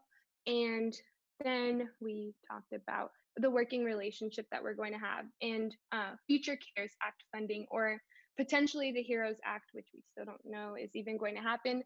But we talked about having some kind of transparency report. And I told him that we would be working with him to envision what that looks like for students, because a lot of students have asked, has the other 50% of that millions of dollars went? So those are all conversations that we're having. And I will stop talking now and I will turn to IVP. Awesome, thanks Naomi. Okay, so some of my updates. I met with the protocol subcommittee twice last week to talk about what protocols need to be put in place to regulate the reopening of student services on campus as campus slowly transitions back to normal throughout the year.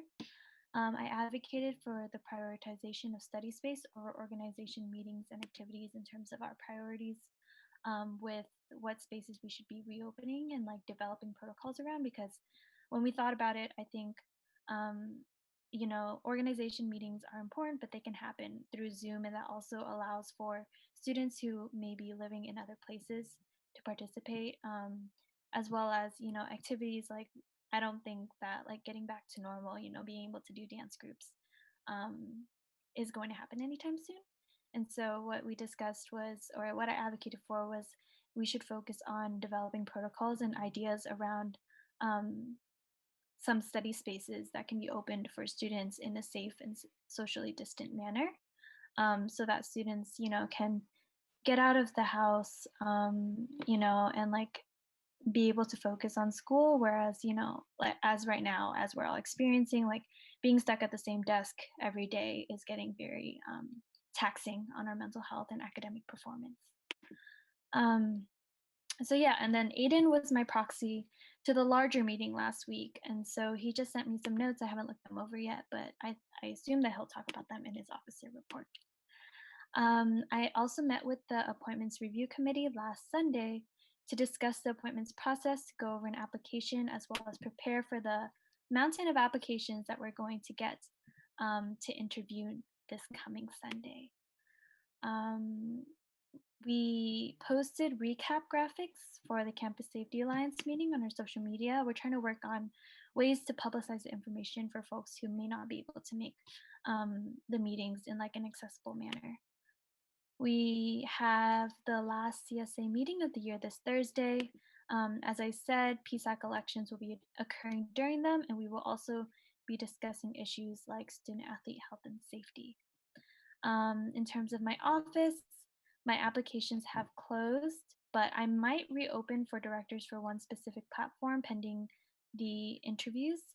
And so I'm interviewing directors for my office right now and have released general staff applications, which will be due the Saturday after finals to allow folks some time to fill them out if they're interested. I think that is the end of my officer report, and Naomi has just asked me to chair. So next up is Aiden. Thank you so much. So similar to a lot of you right now, I know that staffing and applications are a big thing taking up my time. One of the things that our office did was we convened a transition advisory group made up of MO heads, major student organization heads, and other folks active with major student organizations that we're hoping to, in our application process and our offense structure model and support. So we've had 2 calls of that so far.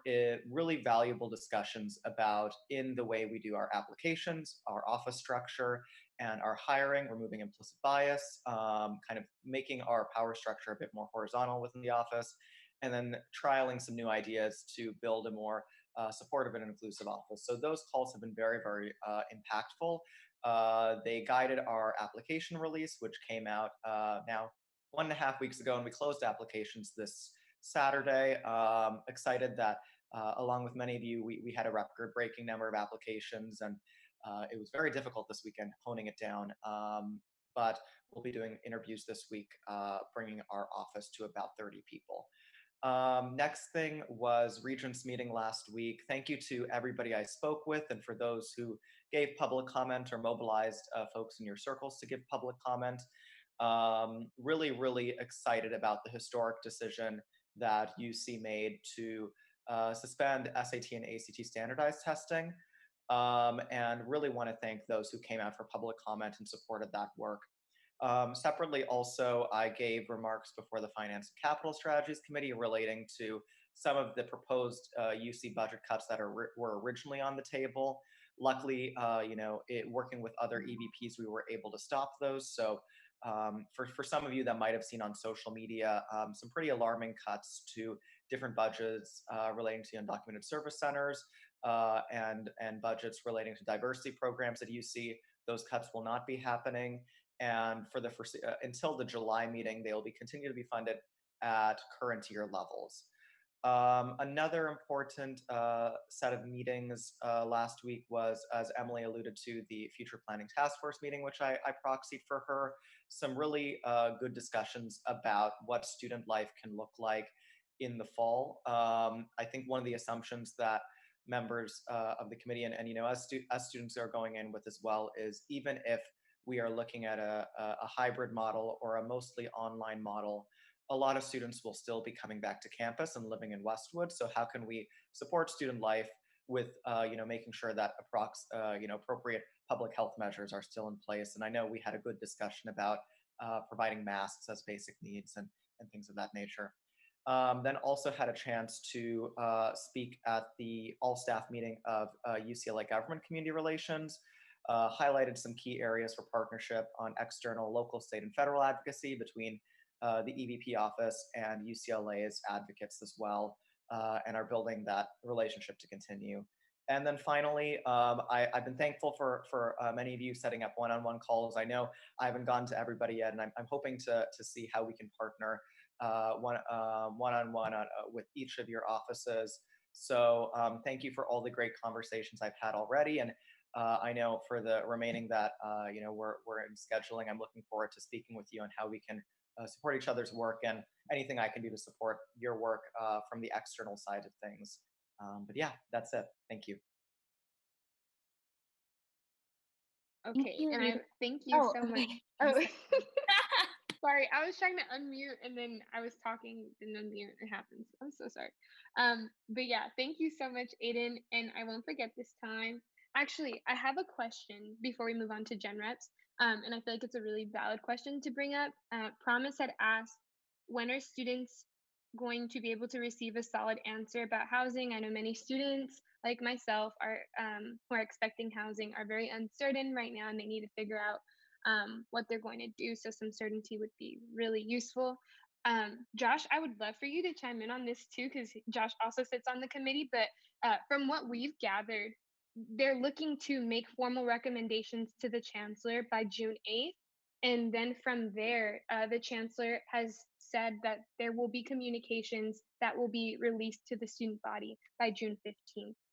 Josh, did I miss anything, or Zuleika? No, you are 100% correct.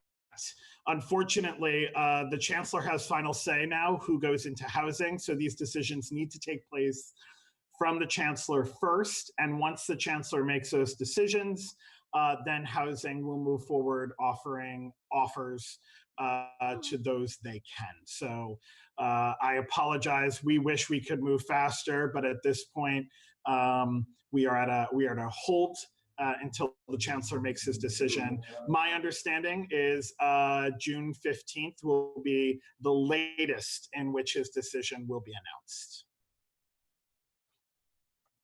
Yes, awesome. Zuleika, did you want to chime in or add anything? All right, everything you said was correct. Yeah, there is a deadline. The only thing is that the housing subcommittees, they could only give recommendations, and that's what we were basically deciding on, is just like a good recommendation on who the offers can go out to for the students that need it the most. But again, it's not our final say. Everything is left up to the chancellor. So yeah. And I also thank you so much for, so go ahead, Promise. I was just going to ask a quick question about how, like, because I know you mentioned like there could possibly be like a Google form sent out to kind of survey, but like how do we make sure that like students are able to talk about their situations as to why they need housing? Because I know it's not always like financial situations. It might be also like personal safety, not being and needing housing through the university because it's subsidized and cheaper. And so there's like different situations. So how are we like ensuring that also those students aren't forgotten about in the process if we're mainly considering financial issues? Josh, do you want to add or talk about that? Yeah, I don't, honestly, I don't know. Right now, the decision does need to be made from the chancellor's level. At that point, then what they're going to do is once they know who they can and cannot house, then they are going to open that process. I'm not too sure who is doing a Google Doc. I don't know if that's anyone here on USAC. This is the first I've heard of a Google Doc going around about housing. I would probably advise against that to not confuse the process with what housing will eventually do. But I could have misunderstood that, so I apologize. We would definitely want all communication about housing come from housing, and we are ready to communicate. We just need to know who we can house. Considerations will be taken into everything will be taken into consideration. The challenge is, the second challenge that we have in all transparency is, will students even want to come? So we've got one scenario of we will open the doors once we are able to open the doors to a certain amount of folks. Then the second scenario is the people that we offer to, will they even want to come? Will their families say, no, you're not going? Like, we're in the middle of a pandemic. So it's a twofold process here. And so from there, then decisions need to be made, of everything: financial, safety, commuting, from who's going to be commuting the furthest. So there's a lot of considerations that housing and upper administration are discussing of what would be the safest next steps for the campus community. Promise, I don't know if that gives you all of the answers that you're looking for, but that's the best I can give you at this moment in time, because that's everything I know. Yeah, that really helps. It's and I just wanted to clarify that I think I was just reiterating that Naomi said that it could have been a possibility that they might send one out. There is not something that I know of. Oh, so you're talking from housing, correct? I think she was referring to the conversations that we had, Josh, about like possibly asking students what they were going to do, but I don't think anything materialized out of that. Yeah, nothing like that happened. Yep. And the second question I had was, has it been confirmed like what room types are available and like what an apartment either? No. Yeah, you saw me shake my head. Yeah. There are a couple different scenarios that are on the table: all singles, all doubles, and a combination of both. And the apartments, I believe, because they're apartments and they have private restrooms, they are not on the table for discussion at this point. So I think they should be okay. But I think everything's on the table. I probably shouldn't even say that. I think everything's on the table until we have official word. But I think apartments are going to be potentially untouched at this moment. It's just the hill. And when I say apartments, I'm only talking university-owned apartments. And so that is my understanding at this moment in time. Now that could change because it's not official from the chancellor yet, but everything has to come from the chancellor's approval first. Thank you. Of course. Yeah, I see Sachi had a hand up too.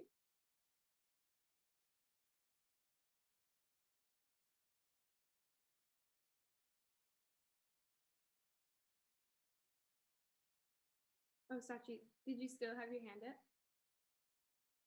Sorry, my Zoom like totally malfunctioned. Yes, my hand is up.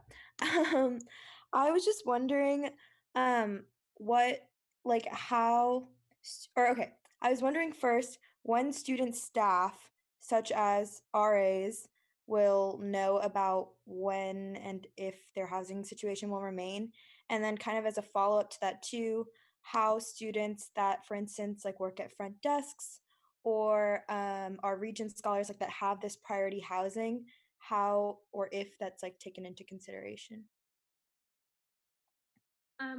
Josh can talk about RAs. I know that Regents scholars specifically are under the undergrad allocation. So there are groups that I missed out on that I should have acknowledged, but like Regents scholars, there's another scholarship applicant pool that I'm forgetting. And then of course, student athletes as well also serve as students that are being considered for the undergrad allocation recommendation. And then Josh, you can talk about RAs and yeah, all student staff is going to be put on hold until the chancellor makes his decision. Because if it's singles, we're talking 5,000 people. If it's doubles, we're talking 10,000. And that obviously will impact the number of people that we can hire.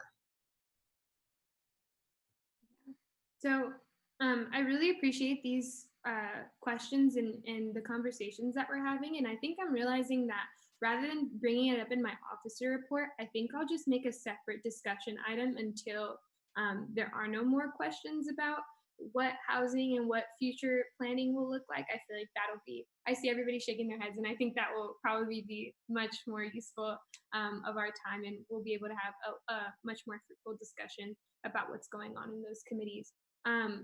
I also just want to highlight that we are giving recommendations to the chancellor, and I do think that the chancellor will take our recommendations seriously. I think that he's convened a really large group of some really like admirable administration that are really working hard to understand this issue on all fronts. And we have students at the table, really great students at the table, who are advocating and also understanding this from different areas. So I'm hoping and very hopeful that Chancellor Block will listen to us in the committees. So, but I'll keep updating y'all as the situation progresses. Are we good to go back into officer reports? Yeah. Okay. I believe we left off on Gen Rep 1. Hello. I'll keep it short. I'm continuing to work on what I reported last week, namely contact tracing for campus and falls, so it can reopen far more than it otherwise could, more efficient officer reports so that the meetings run faster, and a mail library program. I've also contacted Abhijit from last week about combining our budget visualizer efforts. That's my officer report. Thank you, Gen Rep 2. Yeah. All I think I have to say is staff apps due, or sorry, director apps for the Gen Rep 2 office due Friday at midnight. Yeah. Thank you, Justin. Gen Rep 3. Staff apps are due tomorrow at 12. Also, some things that I've been doing this week is working with some student athletes and constructing this resolution and getting feedback from them. So I'm excited to speak about that later today. Awesome. Thank you so much. AAC. Hi, yeah. So our applications just closed this Sunday. We got a lot of applications, so we're really excited about that. We're currently conducting interviews. We met with Professor Solorzano. He's a professor from the Chicano Studies Department and the Education Department, and he is going to be facilitating our USIE class that we hope to continue to do for standardized testing. So we're really cool because he's a dope professor. And finally, we met again with the Luskin administration, and in terms of making the empathy class that we're trying to create and making it a mandatory requirement for Luskin students, public affairs majors, and that looks like it can possibly become a thing. So we're excited about that. And I'm done with it. Beautiful. CEC. Hello. I have a really short one. Basically, we have 3 more programs this year. Tomorrow we have Crystalia, who just came out with a Netflix special, so that'll be cool. And then we have on Thursday, so in 2 days, we have Catherine Ho, who I believe she either goes or went to USC, but she was the person who sang Yellow for Crazy Rich Asians.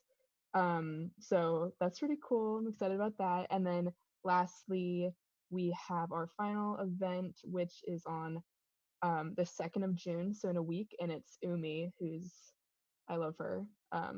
She's a cool R&B artist. So those are final programs. Otherwise, I have my first director's meeting on Sunday, and that's it from me.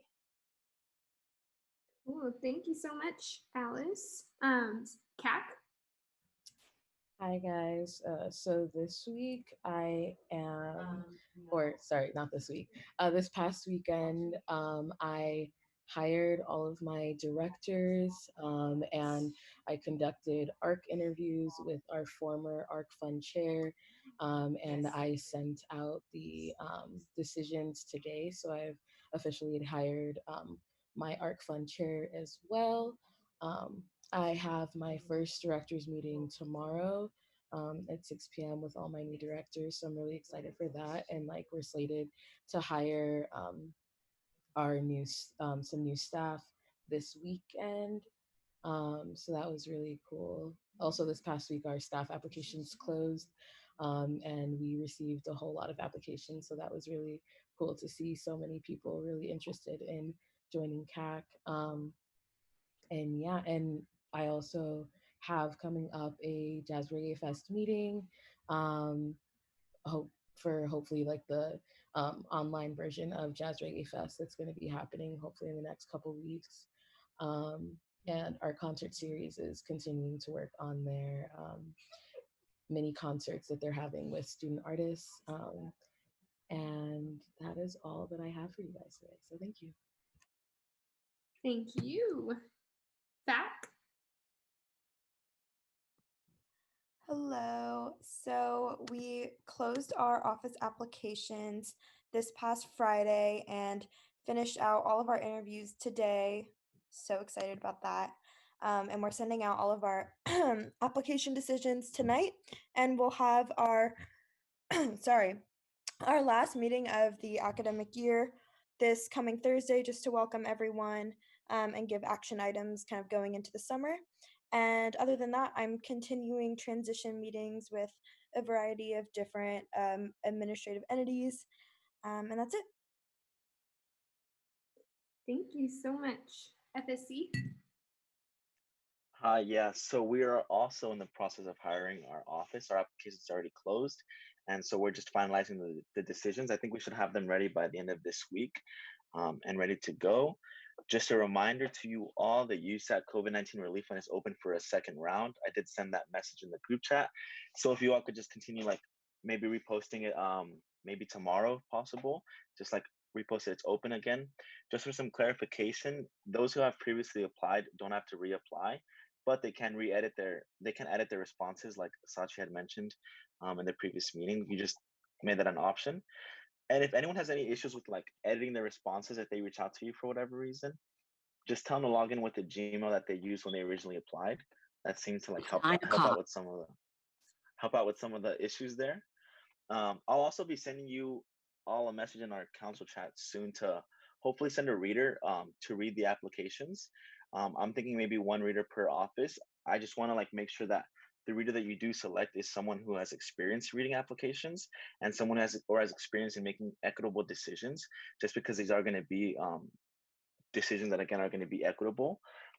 And yeah, just hopefully everyone can continue publicizing the application just to make sure that we do publicize as much as we can and don't have anyone who has missed the second round. But in speaking with David, FICOM chair, and other sources, we might be able to do a third round of funding in the future.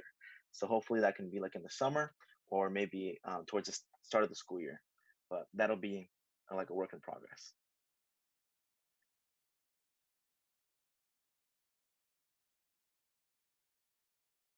Thank you so much, FSC. SWC?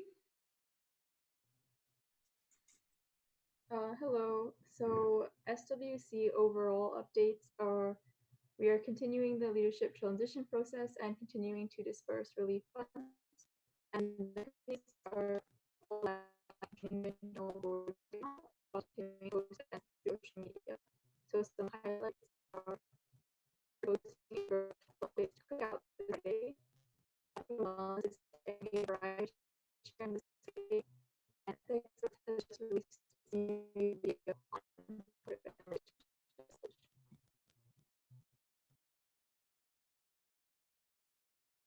Awesome. Thank you so much. TSR? Everyone, so I'm gonna keep it really short. Our applications closed on Friday for director positions. I actually had to extend it until Sunday because I received emails to open it up again. So really happy about all the applications that we got. Really good candidates for the positions. So I've been conducting interviews this week. Hopefully I will hire some of my directors by the end of this week, so on Friday, and then they can continue interviewing for staff over the summer. So that's basically it. Thank you so much, Zuleika. ISR. Hi, so just like everyone, I'm doing the application process. Originally the deadline was supposed to be today, but like I'm extending the deadline until the end of the week or specifically Friday, because like we have incoming applicants from like different mailing lists. So that's for applications. Um, Honestly, there's only like one thing I think that was like also worth mentioning. It's a kind of situation that I really was wishing not to be in. Um, um, according to Article 4, Section A2, uh, outgoing officers should submit their transition documents to student government services by May 15. As far as I know, there like my producer didn't do that, even though like she said on a public Facebook post that she's already like mostly done with these documents and like she will submit them soon, and that was like way back. Uh, I think it was just like 3 or 4 days after the election results were out. And honestly, I don't really um know why she's doing that, because if she does really care about the like the office and the students, she shouldn't be doing that and like being late. Um, and I will like also I will be doing my own projects, but like um if there's any projects that are worth continuing, she's just wasting that opportunity. In addition to basically, I don't have access to any of like official and even unofficial accounts or emails that are related to the office, which is like really frustrating. In terms of reaching people, I've already like done that because like I'm not gonna wait honestly uh, for her act of kindness to like give me their contact information. And honestly, I don't know what to say other than that. So yeah. Thank you. I feel like I'll offer my support to you if you need any help in like formatting or structuring your office. Um, Jessica or Dr. Geller, do you have any recommendations to Walker about this? I'm going to suggest you connect one-on-one with Jessica. She collects the various transition documents, and there's always a chance she may have something from the prior year that can be helpful to you. I mean, I've already done that, and since it's like it's a new office, so technically there's only 1 year. Um, so there's no other previous years. In fact, I was just emailing Jessica and I think Fernando, yeah, today, and they both said that there's like no new updates. So yeah.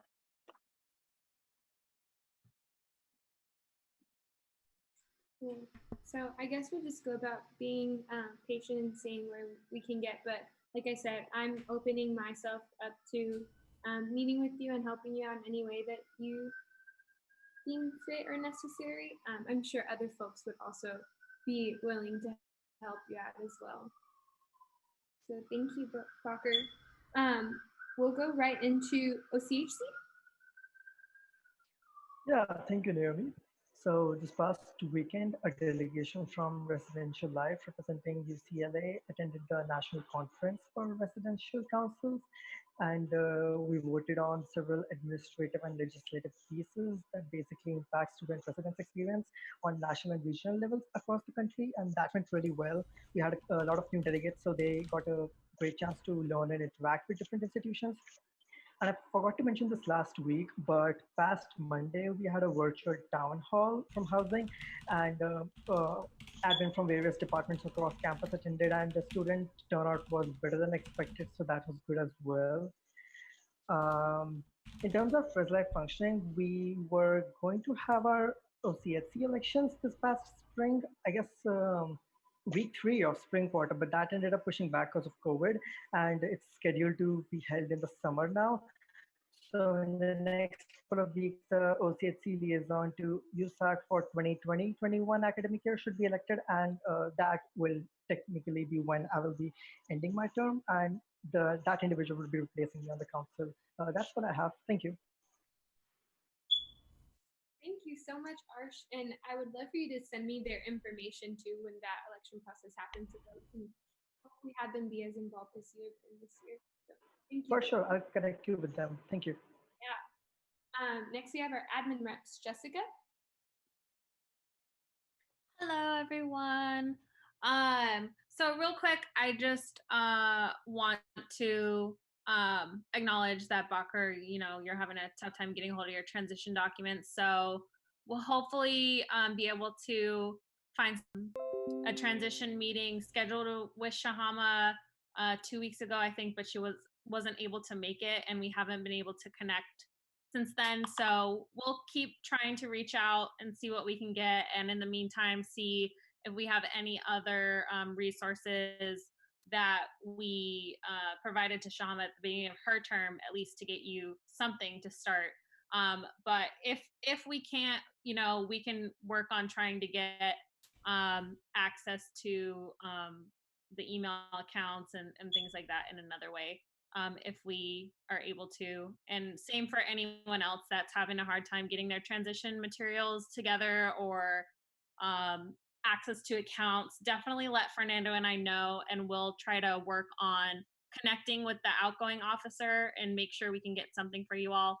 And if we can't, then we will find another way forward and make sure that we can get you set up so that you can continue working through your office. I did want to also just give a quick reminder that as you all are hiring office staff, if you plan on stipending anyone, they will have to go through the hiring process. So just keep that in mind.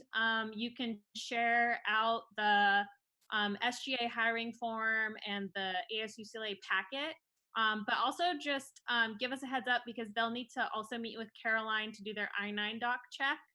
So we'll just need to give her a heads up if any of you are hiring staff that you want to have paid a stipend and hired through UC Path. We'll have to go through that whole process for them as well. And that goes for anybody that's receiving a stipend through USAC, through student government accounting directly, so including your stipended appointments. I think that's mainly the only update that I have, or a reminder that I have for today. But I think there's some questions, so. Oh, Breeze, go ahead. Yeah, sorry. Hi, Jessica. So I guess I just wanted to ask, we don't need to go about filling out this form yet, right? Like, we can do it later in the school year, academic year, or should it be filled out right now, like soon? For the hiring form? Mm-hmm. Yeah, so you want to fill that out as soon as possible because that's the form that Irma will use to input you into UC Path. So if you're not currently being paid through UC Path from some other stipend or previous appointment, you'll need to submit all that paperwork before we can process your stipend as an elected officer for USAC. So definitely try to do it as soon as possible. Sorry, yeah, I think I meant like the directors that we plan to stipend, not myself. I'm registered in UC. Oh, yeah. So for any of your directors that you want to have paid a stipend, you just need to get their paperwork turned in before you plan to start paying them. So, I mean, your office budgets are not really going to be accessible to you until August 1st. But that's just something to keep in mind that once your office budget is available and you do have the capacity to pay staff in your office, you just want to have them fill out all that paperwork prior to when you want them to start being paid. So I would give it at least like a 2 to 3 week leeway time to get all the paperwork in, to do the I-9 check, all of that. So whatever date you want to start paying them, just go like 2 weeks out of that, and then make sure they fill out all their forms and turn them in so that we can get them into UC Path. Thank you. Mm-hmm. Cool. Oh wait, I still see other hands. Promise? I was just gonna ask, where can we, or is there a virtual version of the hiring paperwork available somewhere that we can access it to give to our like directors that we're stipending, and like how do we go about that process? Yeah, so the link to the SGA form and the ASUCLA packet should be in the Slack channel for hiring forms, I think it's called. Let me check really quick right now. Yeah, so there's a channel called hiring forms. I think you all should be added into it if you're in our Slack workspace. But the packet's there, the hiring form for SGA, that's a Cognito form. That link is there. So you can just copy those links and packets and send them to your staff to fill out. And then just connect with either Fernando or myself. This way we can help them set up an appointment with Caroline Gibbons, who's our ASUCLA HR representative, because she will do the virtual I-9 doc check. Thank you. You're welcome. Thank you. Justin? Yeah, I guess it's because I wasn't clear. There have been like some places on campus where like we've had to do like go through other extra procedures like during the hiring process if they're getting stipended. So I was wondering like if we plan on making that. I was wondering if we were sorry, I got like caught up. Do we have to like actually like say that we're hiring like right now, like in the process, or do we have to change anything within like the hiring form or anything like that? No. So if it's for your own office staff that you're trying to hire and you want to pay a stipend, obviously you'll need to wait and see what your office budget looks like to figure out how much you have available to stipend. But then at that point, you can start to distribute the hiring forms and packets. You don't need to do anything for that now, and you don't need to really change anything in your applications. And then appointments are operate a little bit differently, and they should be in your bylaws, which ones are stipended appointments. And then those ones, as you appoint them, you want to have them fill out all that paperwork so that we can be prepared to process their stipend when their appointment starts. Well, thank you. Cool. Are there any more questions? Okay, beautiful. Thank you so much, Jessica. Dr. Geller? So, hello, and so you get a sense of the kinds of things I'm going to be forwarding to you in between meetings. Whenever I get news of an opportunity that undergrads can apply for, I'll forward that, whether it's some sort of funding opportunity or internship or interesting program. Also, if I become aware there are policies under review and the distribution list does not include students. I'd like to talk briefly about policy review. It's really important that when the campus is considering implementing a new policy or revising an existing policy, that the student voice is heard. You should have all received an email announcing the comment period on the new policy on elimination of single-use plastics.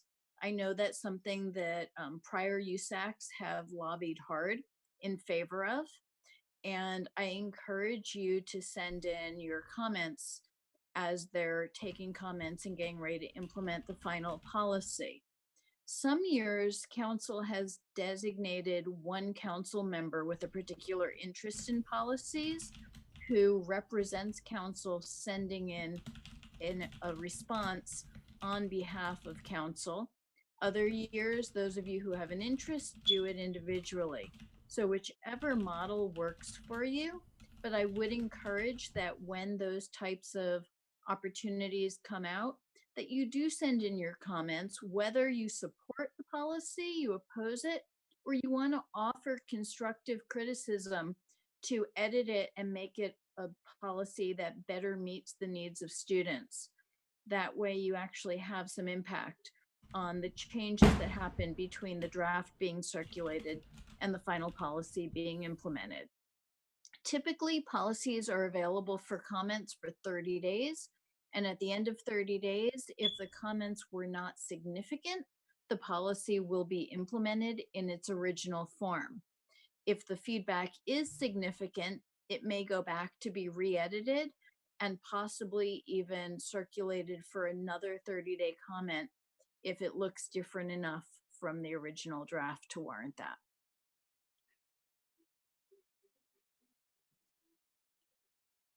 I see a question. Sachi? Yeah, I was just gonna say, like, on that end, we already have people within our Sustain Goals project kind of looking at the policy and reviewing it from our perspective. But if council wants to release something, I volunteer myself to kind of be that point person, gathering all of our opinions and all of our office perspectives on that. So I can put that in the chat later. Thank you, Sashi. Thank you so much, Sachi. And I feel like it would be beneficial if you give us like a breakdown of your office's views on it too. That way, it'll help some of us kind of understand the policy going into it. Yeah, for sure. Cool. Thank you so much for leading that. Josh? Hey, folks. Yeah, I don't have many updates. As you know, and as Naomi knows, and Emily, I sit on a lot of the future planning committees with them. We start and end our days together quite often. But I appreciate your understanding and patience with the lack of information around housing. As we move forward in fall quarter, I will be a much greater resource to getting you access to the Hill and getting information out to those that live with us, both on and off campus. At this point, it's really slow. And a couple of you have emailed me, and I've made promises that as we move forward, we'll work strongly together. But we're still working really hard to see what fall will look like and how many people we can house. So more details to come. And as soon as that information is here, pepper me with every question you need. So thank you. Agreed. And Josh will be ready for when the questions come. Let's see. We have Fernando. You have your own report today and forever. Hi. I just wanted to speak to the cooler situation. It hasn't been that long since we reached out to or since I reached out to Shahama for the transition docs. So hopefully we can get a response by the end of the week. Yeah, thank you. And I also just want to give a huge shout out to Fernando and Jessica for organizing our installation ceremony too. It was really nice, and I'm, was pleasantly surprised that it was so nice given that it was a Zoom call, but I'm sure that we all appreciated it. And it'll be something that will be remembered by a lot of us. And thanks to everybody who made the time to come out on that beautiful Saturday morning. So, yay. Next, well, it seems we're all done with officer reports. And we don't have any old business, so we'll go right into new business. We have a resolution in support of the Bruin Excellence in Transformation Grant Program, also known as BESS. And I'll just turn it over to Justin. Yeah. I think I just wanted to ask if I could possibly share the screen and like go over the resolution. I'm also wondering like what is kind of the process of this? Like, should I read the whole resolution out? Should we like popcorn it type of thing? Like, it's up to y'all, really. We don't. I mean, once we popcorned it, but usually everybody just would display it, and then council members will be able to read the resolution. And then if there are any questions or any discussion, we'll usually have a discussion surrounding it. And then if there are no discussions or anything, we can go into a vote for the resolution. sounds good. So should I share screen or can Emily? You should be good to share now. But if not, then I can share. And it's up to you, Justin, if you want to read it or if not. Yeah, I don't need to embarrass myself through reading out loud, but you should resolve the comments. Yeah, true.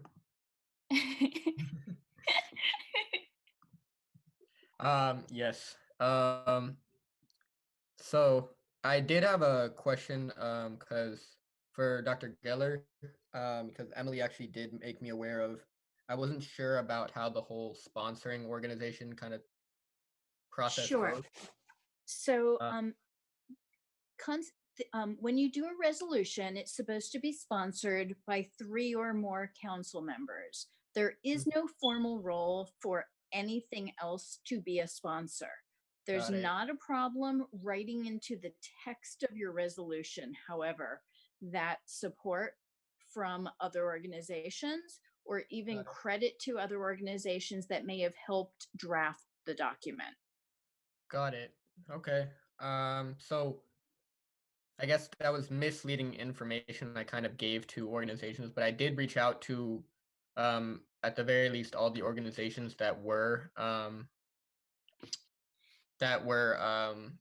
are funded, are supported, are counseled by BEST.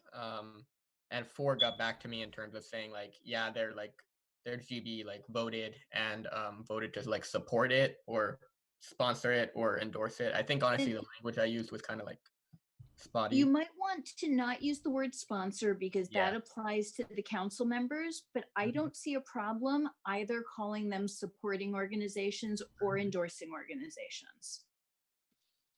I'm thinking okay. I'm thinking y'all I might I'll first give everyone the chance to kind of read it, but I'm thinking of putting another, like Dr. Geller said, like whereas saying maybe You don't. Oh, sorry, Justin. Yeah. I was gonna say. I mean, Dr. Geller said we could just change the word sponsor to like endorsing or supporting. Yeah. Okay. Yeah. So that's cool. God, I guess I kind of misunderstood. Okay. Sounds good. Can I just add something really quick? Yep.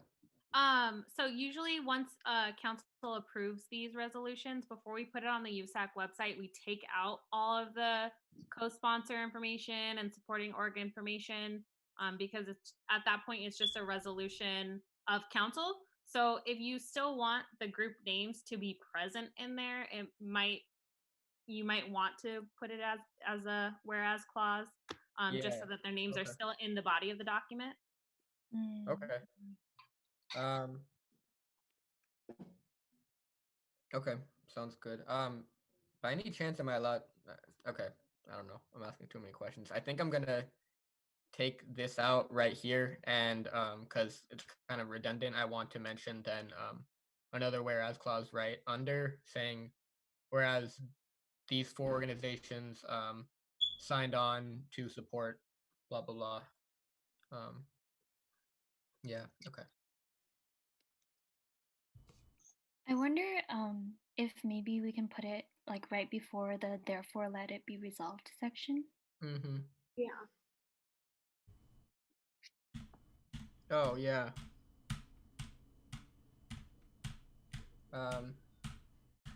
Should it? I don't know, because this last one right here is kind of in general about in the past about present petitions and stuff like that. But should I delete it, or what do y'all think? I think this is just my opinion, but I think that whereas should go before that last whereas, if that makes sense. Like just switch the order.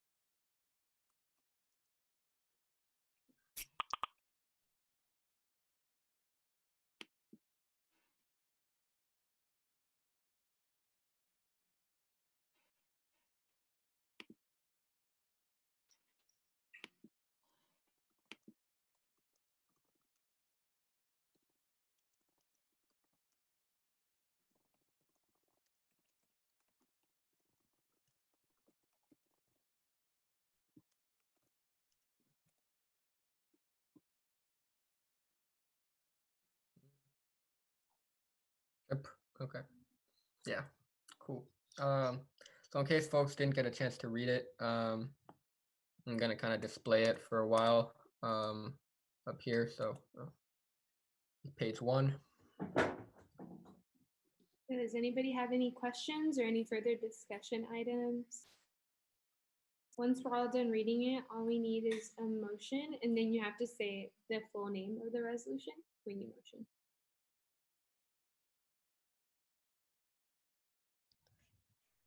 Can we motion if we're co-sponsoring? Is there a conflict of interest? No conflict of interest. You can motion. I motion to approve. Is that the? I don't know if I'm using the right language, but I motion to approve the resolution for best. You have to say a resolution in support of the, and then. Okay. I motion to approve a resolution in support of the Bruin Excellence and Transformation Grant Program. I second. Cool. Promise motions, Emily seconds. So for these, we'll just do a roll call vote so that way it can be faster.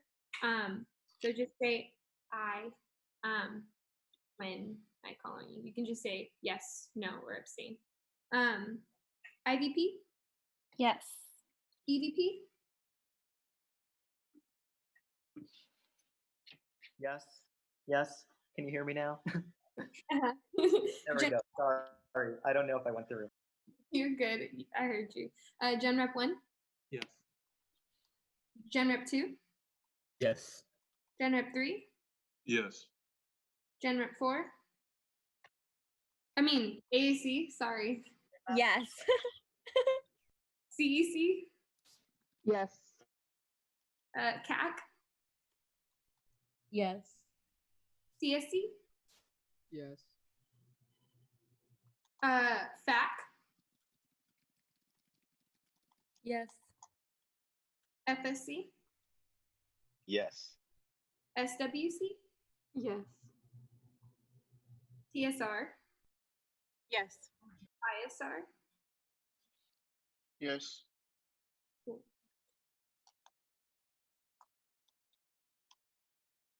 Cool. By a motion of 14-0, the motion passes and a resolution in support of the Bruin Excellence and Transformation Grant Program has been passed. Cool. Thank you so much. And big shout out to Jane for organizing that and for leading council so beautifully on that. So we'll move on to a resolution in support of student athlete agency and autonomy. And I will let Elijah take this one away. Awesome. Okay, I'm going to share my screen and then Elijah will discuss.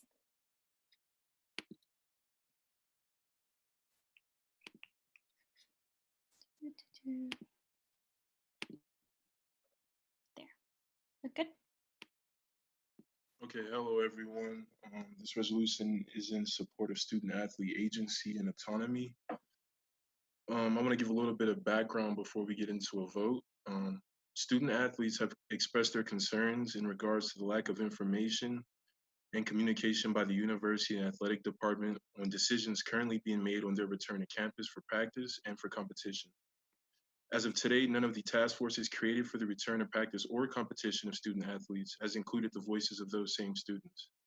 This has created fear and confusion within the athletic community and concerns that their health and well-being is being weighed against money for the university, its coaches, and administration.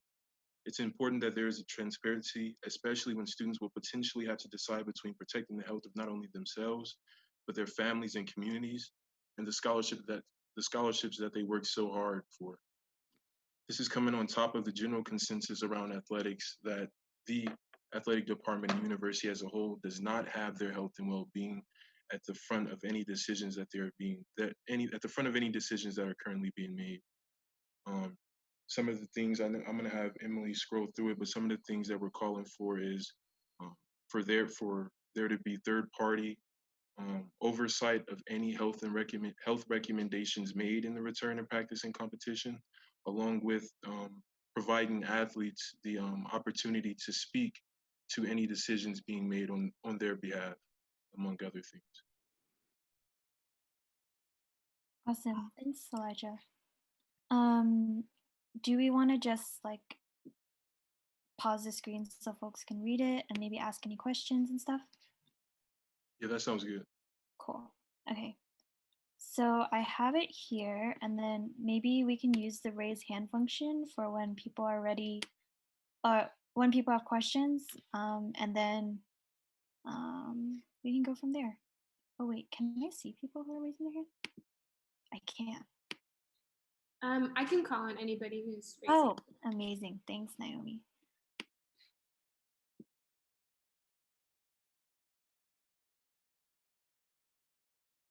I'll just ask my question. I know it was brought up to me that the NCAA is actually like one of the like overseeing bodies that makes a lot of these decisions and recommendations for sports to resume again. What role are or what are we asking for in that realm? Essentially, if there's this top-down structure that the NCAA is enforcing. Yeah, so I think as of today, the Pac-12 just voted on allowing athletes as of June 15th to participate in quote unquote voluntary workouts. So the NCAA has the ability to make recommendations, but the UCLA and administration also has the ability to to make their own recommendations, and whether that's oversight or guiding the participation of student athletes in practices or competition. So they're not like mandatory guidelines then, they're formal recommendations? Essentially, from my understanding, they're just formal recommendations, especially it's a pandemic. So I think it's up to each state, the governor, the city, and the university to make decisions on whether on the role that student athletes play in the return to practice and competition. Thank you. Justin, and then we'll go Zuleika. I was kind of wondering, like after, regardless of where this resolution goes, but like you mentioned a third party, kind of being a third party health organization, being used to like, because team doctors don't necessarily and trainers don't necessarily have the interests of the student athletes at heart. Right. What are some of those? I don't know. How can we help you like in the future, like with some contacting some of those third party like orgs, and like what are those orgs and stuff like that? I think working along with organizations such as the National College Players associations who only interest is protecting the health and well-being of student athletes, and the health department, contacting organizations who have no they have no monetary gain as to whether student athletes participate or not. I think many of the conversations that are currently being had are in relation to the money that will be lost or gained during this time and the entertainment factor, but not taking into account that one, these are students who go to school like everyone else, but also they are students who have families, they have friends, and they have communities that they represent and that they come from. And I don't think that, and also coming from the students, that their health should be put on the line for the sake of monetary gain of the university, its coaches and staff. Thank you. And then Zuleika. Yeah. I did have a question in regards to student athlete involvement in a lot of these task forces. As far as I'm aware, no students sit on any task force or any decision making like component, correct? Correct. So how can we help in really making that move and ensuring that students' voices are heard within these task forces and these committees? I think it's doing things like we're doing right now. Calling for action by the athletic department and the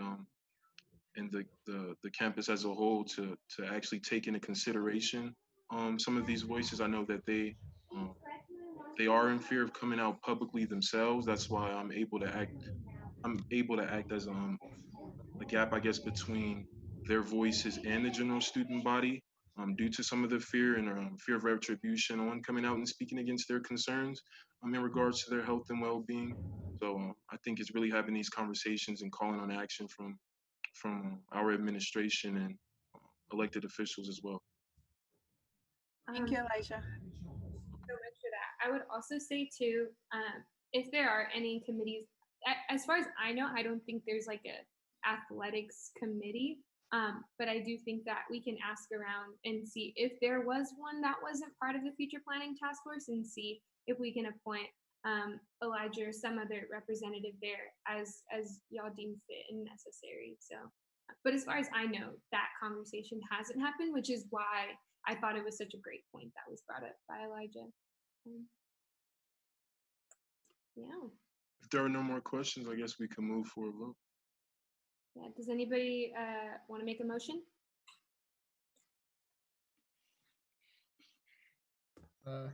I motion to approve the resolution in support of student athlete agency and autonomy. I second. Cool. Justin motions, Emily seconds, and I'll call folks again. IVP? Yes. EVP? Yes. Gen Rep 1? Yes. Gen Rep 2? Yes. Gen Rep 3? Yes. AAC? Yes. CEC? Yes. CAC? Yes. ESC? Yes. BAC? Yes. FSC? Yes. SWC? Yes. TSR? Yes. And ISR? Yes. Awesome. By a 14-0 vote, the motion passes and a resolution in support of student athlete agency and autonomy has passed as well. Thank you so much, Elijah, for your work and for everyone who contributed to the writing of this resolution. And now we'll move on to a resolution in favor of a grant-funded program for open textbooks at the UCs. And Breeze, we'll have you take it away. Emily, I was hoping you could pull up the resolution. Yes, ma'am.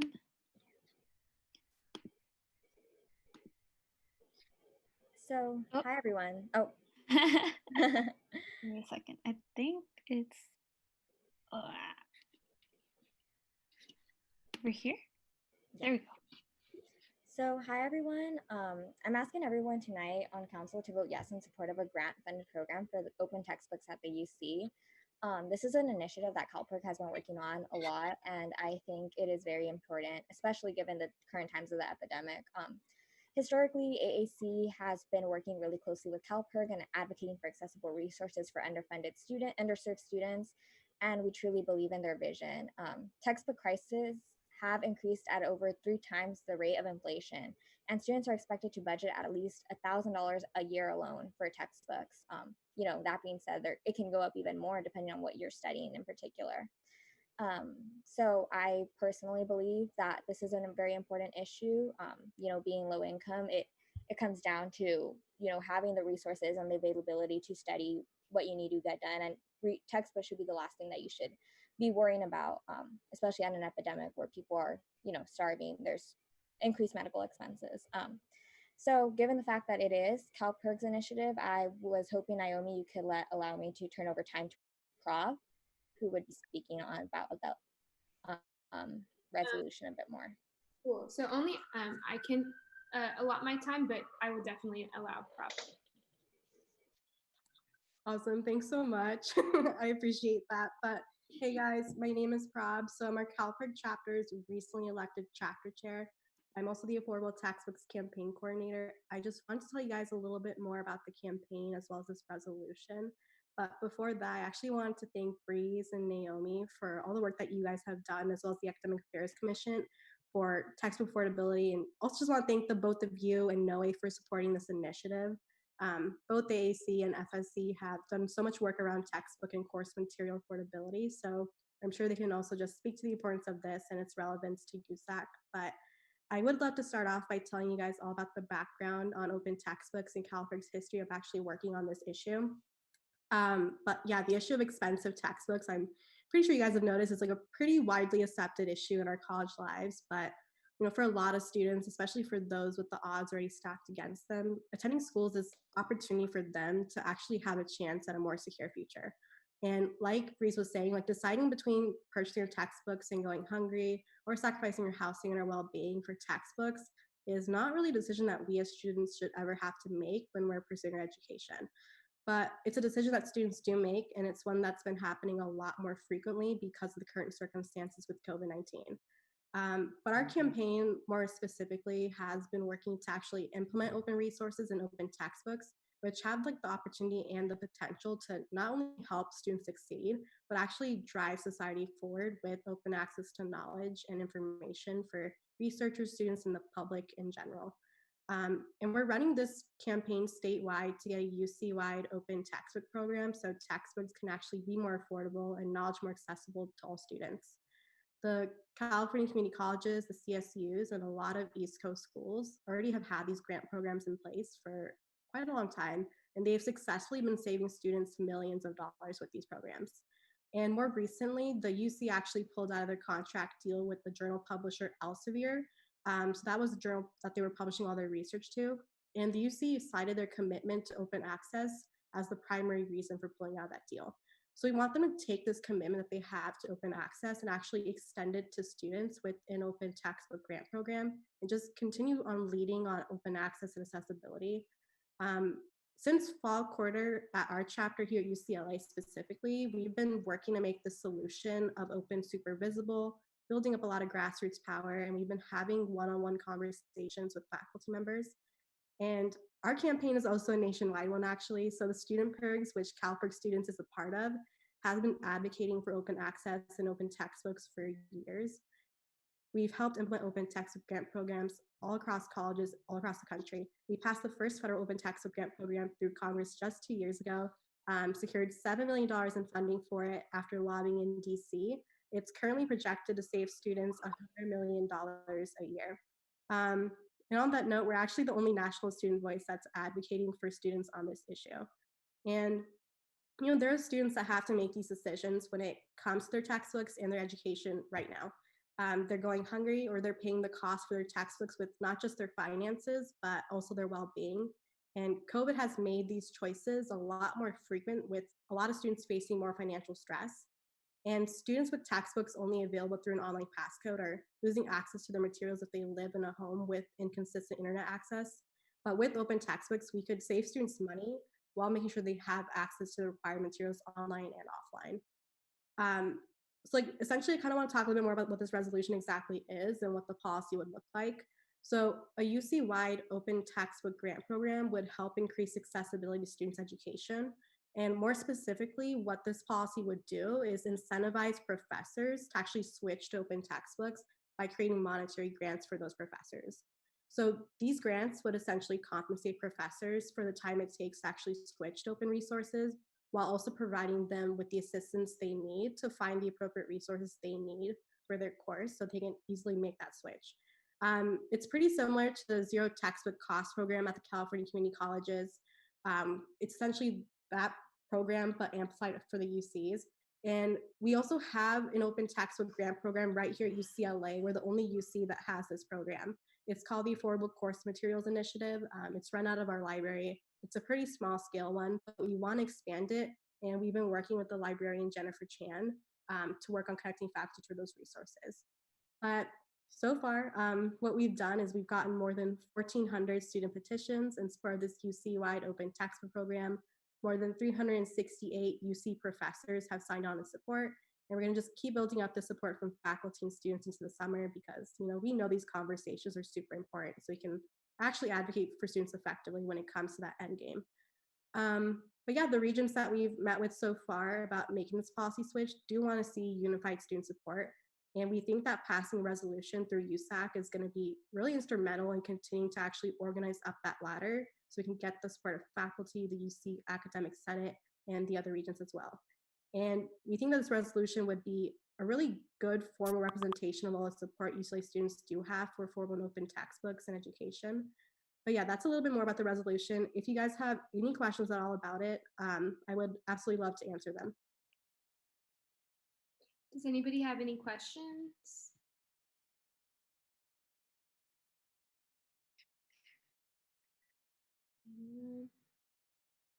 I just want to say thank you, Prob, for being such a great ally in this work and for really leading it along with CalPERC. I know AAC has done a lot of this work, and we've organized within the Academic Senate and even presented on the Affordable Course Materials Initiative, and also had a resolution passed within the Undergrad Council to tackle the issue of affordability. The affordability of not only textbooks, but academic materials as well. And AAC, as you all know, runs the Books for Bruin Scholarship. So that is something that we are very intimately familiar with. And yeah, thank you for this. This is a really important resolution. Well, thank you. I'm really, really excited to work with all of you. as are we. Anybody else? Questions? A motion, perhaps? Right before too, I just want to voice my own support for this resolution. I mean, something that we've seen in FSC since last year when we had surveys, when we did outreach to students, was textbook supportability. And that's something that's seen with everyone. Personally, myself, I've definitely gone some quarters without purchasing textbooks just because of the cost of them. And it's definitely something that if we were to pass this resolution, we could work towards ensuring that all students can get textbooks when they need them. It shouldn't be fair that some students who have better access to textbooks can get those textbooks, get higher grades than others who can't afford that. And it's definitely something that we've seen continuously throughout this past school year, that students do struggle with affording textbooks. And so that is one of the reasons I'm also sponsoring and in support of this resolution. And I hope you all can vote yes. Yeah. Sorry. I'll just add something real quick if you don't mind. Yeah, I just want to say thank you, Prof, for inviting me to also collaborate with you. I think it's very important work, and I can't wait to continue to work on these initiatives with you moving forward in the AAC office. Truly, there are not that many people that are as advocating as strongly for affordable resources, especially textbooks, and I really appreciate you guys doing this work. So thank you. I love it. Motion? Anyone? I motion to approve the resolution in favor of a grant-funded program for open textbooks at the UCs. I second. I second.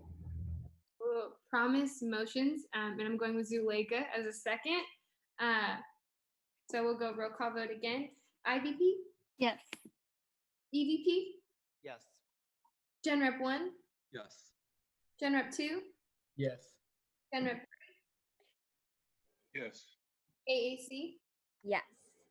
UC? Yes. CAC? Yes.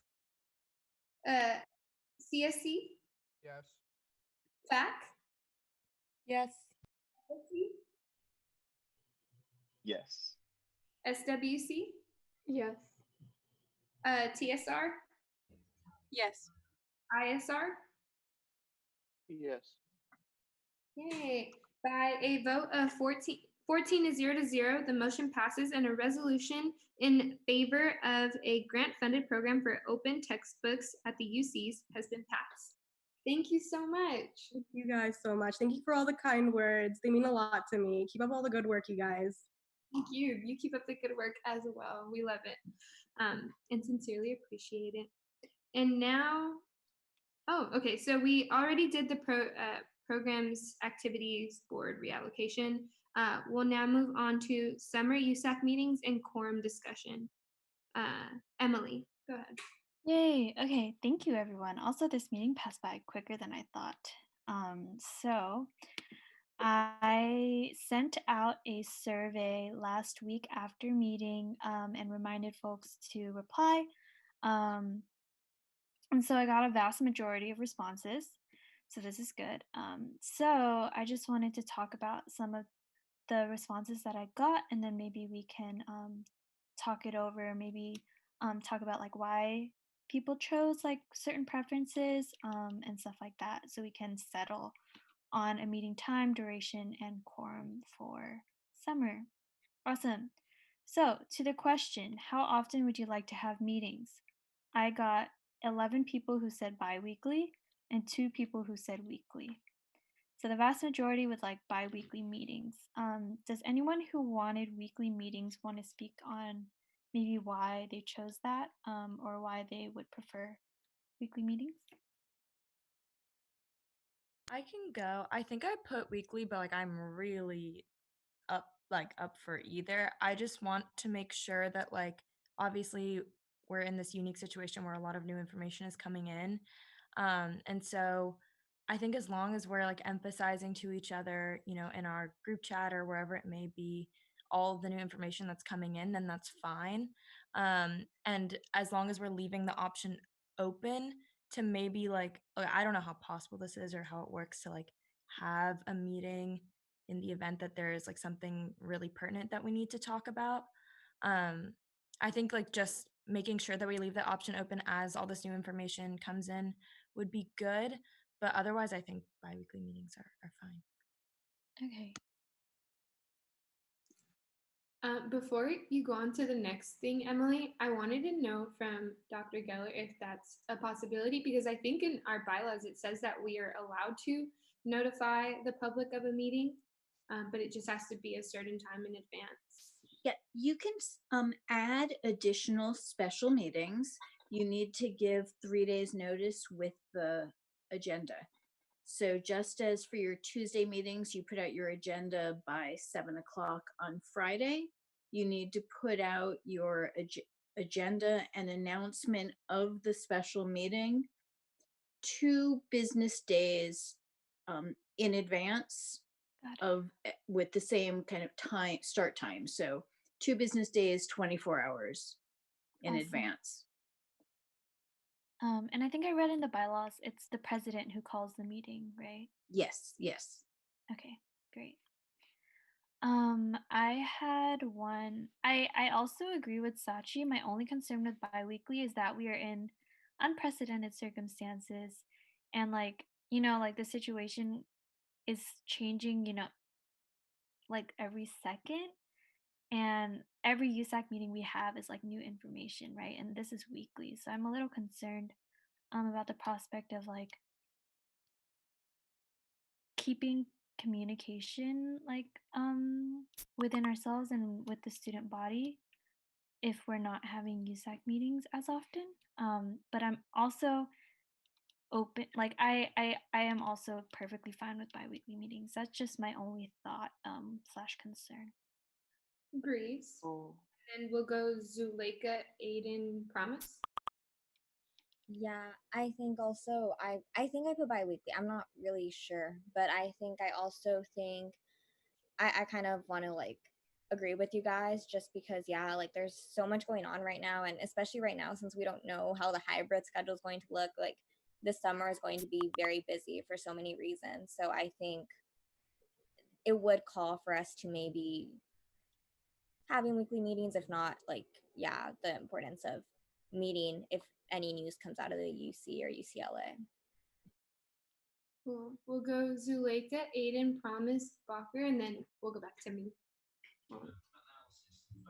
I was gonna suggest, I completely agree with everyone. I did choose bi-weekly just because I know how busy it's gonna be over the summer. But because it's gonna be busy, there's gonna be new information coming up. So I was thinking perhaps we can do like a stand-in meeting, like every other week where we're not meeting bi-weekly, maybe with that, and then like do updates on that account. And maybe within that stand-in meeting, we can decide whether we should have a special meeting to announce to the public any new information. It's up to y'all if you want to do that, or we can just go back to the regular weekly meetings. Cool. Aiden? So I'll actually strongly, go in favor of the biweekly, and I'm very hesitant to do weekly over the summer, and then also, I think you'll hear me say this a lot. A lot of meetings can be emails, and I think that's especially true in COVID-19. So I agree that a lot of information is happening, and we definitely want to be in constant communication. But I think written communication is equally, if not more, impactful sometimes. And while these discussions are important, I think for purely informational sharing, I would appreciate a lot if this was done written and not necessarily extra meetings, just because I already know all of us are swamped with meetings in COVID-19, and these discussions are quite important, but I think having them more efficiently could be more suited to our work over the summer. Thank you, Aiden. Promise you had your hand up, but did you put it down? Yeah, because well, I like agree with like a lot of the points that have been coming up.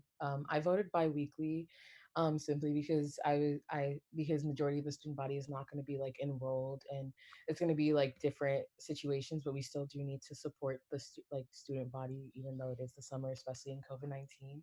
But I also agree with Aiden on the fact that we can like email out stuff, or like we can have some of these discussions like over email.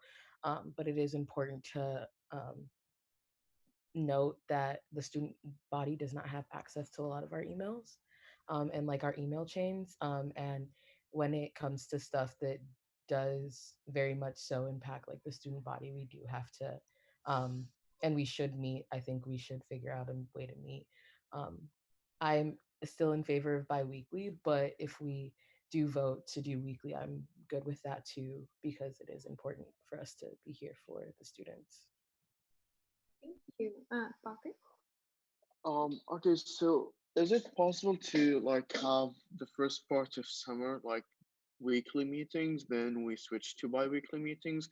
Because like thinking of it, most of like the updates will be like around the next coming 1 or 2 months, and like we've like we finished the quarter at like after 2 weeks. And so I think most of the significant updates will be like until the end of June, like maximum. So if we could continue until like the end of June, doing like weekly meetings, and then like starting from July we switch to bi-weekly meetings, or like mid-July, uh, or something like that. Yeah, Dr. Geller, is that possible? You have a lot of flexibility with your summer schedule. I suspect that this quarter, you're probably going to have less people doing things like traveling abroad than you have in past summers, where you haven't been able to make quorum. So there have been years where there were meetings in what seemed like random weeks based on when you could meet quorum. In most years, if you're able to meet quorum, the standing schedule, typically you take a week or two off after the end of spring quarter, and then you start up again, going every other week. You might want to do every week, except not have meetings in holiday weeks. Typically, where it's every other week, that's in the months of July and August. And then September goes back to meeting every week, and you have a month to get ready for the return of your students. Remember that you're going to be making a lot of appointments over the summer. And much of what's going to happen in meetings is appointments. If you have too few meetings, the ones you have are going to be exceedingly long when you're doing interviews that can take 15 to 20 minutes each. Yeah, so I'll go and then I'll call on Zuleika. I just also wanted to, thank you, Dr. Geller, for that. Also wanted to acknowledge that usually the concern is that our meetings go for so long. Bi-weekly, I'm also in support of bi-weekly though, just because there is going to be a lot of information coming out. But I also just want us to look, there's 23 people on this call, and not a lot of people go back and look at our minutes or even watch the USAC live. I think most people end up getting their information from us through whatever communications that we send out. And I kind of want us to remember that as well, that the meetings are more useful for us, but maybe not as useful for students who really couldn't give two shits about watching our 5-hour meetings. But yeah, I just also wanted to address that, and then let y'all know that we can call meetings as necessary. And then even within that too, technically in the bylaws, not everyone has to give an officer report. So if everyone was to essentially strike an officer report, or if we centered our discussions or conversations around certain issues that were happening that were COVID-19 related, I think even our special meetings could be a lot more efficient. That way we save like the bigger things like appointments, possibly on like a bi-weekly or as needed basis. I would love to hear what y'all think. Zuleika, you were next, sorry. Yeah, no, I completely agree with everything you said. I'm still for the bi-weekly meetings just because I know how busy it's gonna be, and we don't like want to overwork ourselves. We want to, like Naomi said, really focus on the importance of the meeting and possibly go through with that. And I agree with Aiden as well, as maybe like making it through like not necessarily through email, but like Promise said, a lot of the stuff that we do isn't necessarily accessible to the students. So perhaps if we can create a document and make it accessible to all students so that they're aware of like the updates that we're doing, that way we're transparent and it's accessible to all students. And I just also wanted to chime in and say, we already have a COVID-19 USAC group. I've tried to add a lot of you as admin. I don't know if everyone has accepted, but that is also a really good place to bring your networks and of course, all of the networks that we service to allow them to hear these updates. Y'all are already doing like a really beautiful job of doing that anyways, but just wanted to plug that. Okay, awesome. So I'm hearing a consensus. So should we go for a vote? Or do we need to vote on it? Dr. Geller, don't we have to make it an action item? Jessica, do you know on this? Is this something the president can just announce?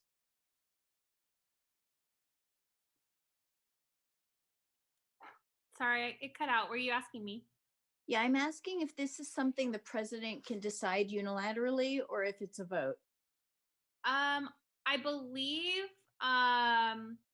in the past, the vote has been for quorum. Like I believe there has been a formal vote on that. But in terms of like the meeting frequency, I think you can just decide. I don't think it requires a vote per the bylaws.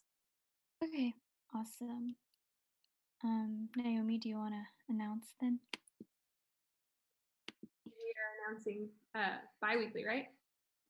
Okay, so bi-weekly meeting, and then if issues arise, I will just call a meeting and we'll make sure that we have the agenda items out 3 days in advance. I know it says 2, but we'll make it 3. So for clarity, perhaps Emily, can you let us know when the first summer meeting would be?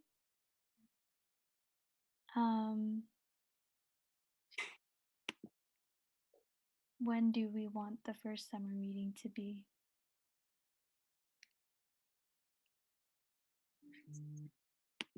Do we want to go with what Dr. Geller had said before with like the 2 weeks break after spring quarter and then go back to it? I think that'd be a good idea. I know a lot of us are tired. Okay, sounds good. Let me go to my calendar. Finals week. I do want to note, and I don't know if this will change anyone's minds, but the chancellor is the decision for what fall quarter will look like in a lot of ways will be determined between June 8th through the 15th, in which we have no meeting scheduled. I don't know if y'all are going to want to call a meeting then, or if y'all want to play it by ear, but if something comes out, let's say the 13th of that weekend, and maybe we're not happy with it and want to discuss it at large, we may not be able to do that. We could call a meeting, right? Yeah, we could still call a meeting, but I just wanted to let y'all know. Put that on everyone's radar. Cool. Okay, sounds good. So the first meeting for the summer will be between the week of Sunday the 28th and Saturday the 4th. The next thing that I wanted to talk about on the survey was like what days of the week we preferred. I got the majority of people say Tuesday as their first rank and then Monday as their second rank. Are we okay with just sticking with the Tuesday schedule, as that's what I got for a lot of people's first choices? Does anyone have opposition? No? Okay. So then that means that the first summer meeting would be Tuesday the 30th. Awesome. Okay, the next thing on the survey was what time we wanted to start. And I think I want to open this up for a little bit more discussion. The only restriction that I saw from someone was that the start time would have to be 5 p.m. or later because of a class conflict. For me also, well, I didn't fill out my own form, but personally speaking, I also have a conflict until 5, so I would also advocate for 5 p.m. or later. The first ranked time I got was 5 p.m., second was 6th, and then third was 7 p.m. Does anyone have any comments, thoughts? I'll go first, and as I see y'all raise your hands, then I'll call on more people. But yeah, I picked 5. I think that's really important for these meetings to be a little earlier. I think last year council decided on 7 or 8, and it was not the best for people who were in a different time zone. And then it also it just really isn't like good over summer. You have less participation, and that's when we're making a lot of crucial appointments. So I think it's important for a lot of council members to be present. Sachi? And then Bakker, you can go after. Yeah, I was just gonna say, I'd super appreciate 5 p.m. The earlier the better. Cool. Bakker? Okay, so just to say this, like, working is I will want to get some good night's sleep. Bakker, sorry, I think your mic cut off for me. Okay. So what I was saying is that I would like attend the meeting whenever it is, but like honestly, after one full quarter of like basically being an owl and like um doing classes like 3 and 4 a.m. and like meetings, I would really appreciate if we could have like meetings that don't make me like that I don't have to do meetings on like 5 or 4 a.m. in the morning. So yeah. What is the time difference between? So I'm 10 hours ahead. Okay, I can't do math very well, so can you? I think I can read off of. Oh, sorry, Bakker. I was gonna say I can read off of the comment that you wrote me, if that's in the survey. Okay, yeah, sure. Yeah, he said that. He said that. I honestly don't even remember what I said, but like, yeah. He said he doesn't want to stay awake after 6 a.m. his time, which is 8 p.m. in LA, or wake up before 2 p.m. his time, which is 4 a.m. in LA. And I think if we start at 5, we should end before 8. I could live with that. Or like, we should end like around 8. Before and around 8. I could live with that. Yeah, I'm sorry. I know that's really rough, and I hate that we have to do this. I agree. I think it's very inaccessible. I was just going to say too, if necessary and if possible, if we need to move any agenda items like earlier on in the discussion, I think we'll be able to do that as long as we keep like the core parts that need to happen at the beginning to happen at the beginning. Okay. Okay, does that sound good? So 5 p.m. meetings bi-weekly starting Tuesday the 30th. Yes? Okay, awesome. And then the final thing is quorum. I didn't really have an item on the survey about quorum because I wasn't sure how to facilitate that. So if we just want to have a discussion about it, I think that would be nice. Aiden? Yeah, I would be in favor of having quorum be the lowest that we're allowed to in our bylaws, just because, I think it's a very disappointing thing when we all come together and we don't have quorum, and it then takes time to, get quorum. So I would be in favor of it being the lowest we can possibly do.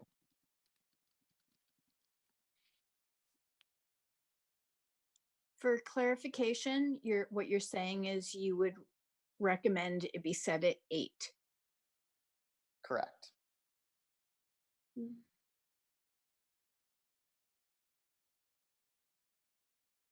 I just want to say I'm not opposed either on having it be 8, just because I know in the summer, I feel like we're in a unique situation because last summer it was really hard to get quorum or to make sure that people were going to be present.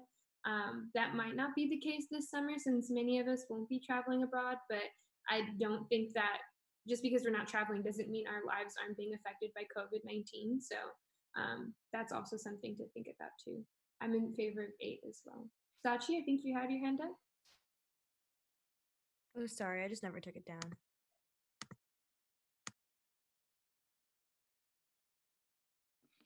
Okay.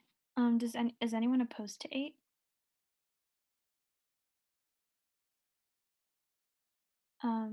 Okay. So Naomi, do you want to call a vote? Or I don't know how that works. Jessica, do we have to vote on that?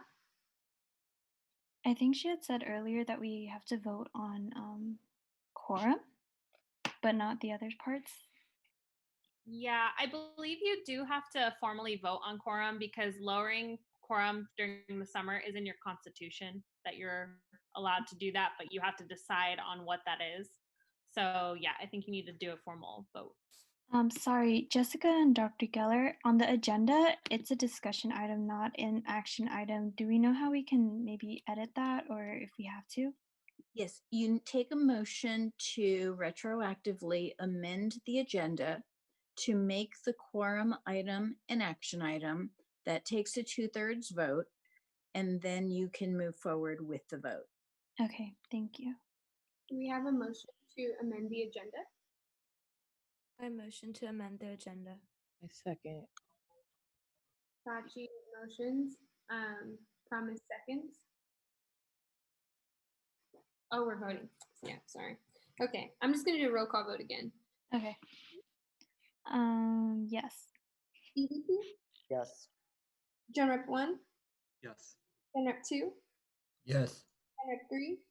Yes. AAC? Yes. EC? Yes. TAC? Yes. CSC? Yes. BAC? Yes. FSC? Yes. SWC? Yes. PSR? Yes. ISR? Yes. Awesome. By a vote of 14 to 0, the motion passes and the agenda is approved, and this has now become an action item. So when anyone wants to make a motion to approve the summer quorum to be 8, y'all can do that. I think Promise had her hand up. Oh, that was an accident, but I can motion. I motion to approve summer quorum to be 8. I second. Promise motions, Jonathan seconds, and then we'll do roll call again. IVP? Yes. EVP? Yes. Gen Rep 1? Yes. Gen Rep 2? Yes. Gen Rep 3? Yes. AAC? Yes. EVP? Yes. CAC? Yes. PSC? Yes. BAC? Yes. FSC? Yes. SWC? Yes. TSR? Yes. ISR? Yes. Yay, by a vote of 14 to 0, the motion passes and the quorum for summer will be 8 people. And I think that's it. Emily, is that? Yeah, I think that's good. Okay, so as a wrap up, our first summer meeting will be Tuesday the 30th at 5 p.m. We will be having bi-weekly meetings and the quorum will be 8. Thanks, everyone. And Emily, when do you plan to return to the weekly meetings? Is that going to be the first week of fall quarter? I think so, yes. Cool. Okay, so we'll return the first week of fall quarter. And if we decide that we need to start meeting weekly again, we can, again, do that as needed. So, yay, I'm so excited to say that we are adjourning this meeting at 10:17 p.m. The recording has stopped.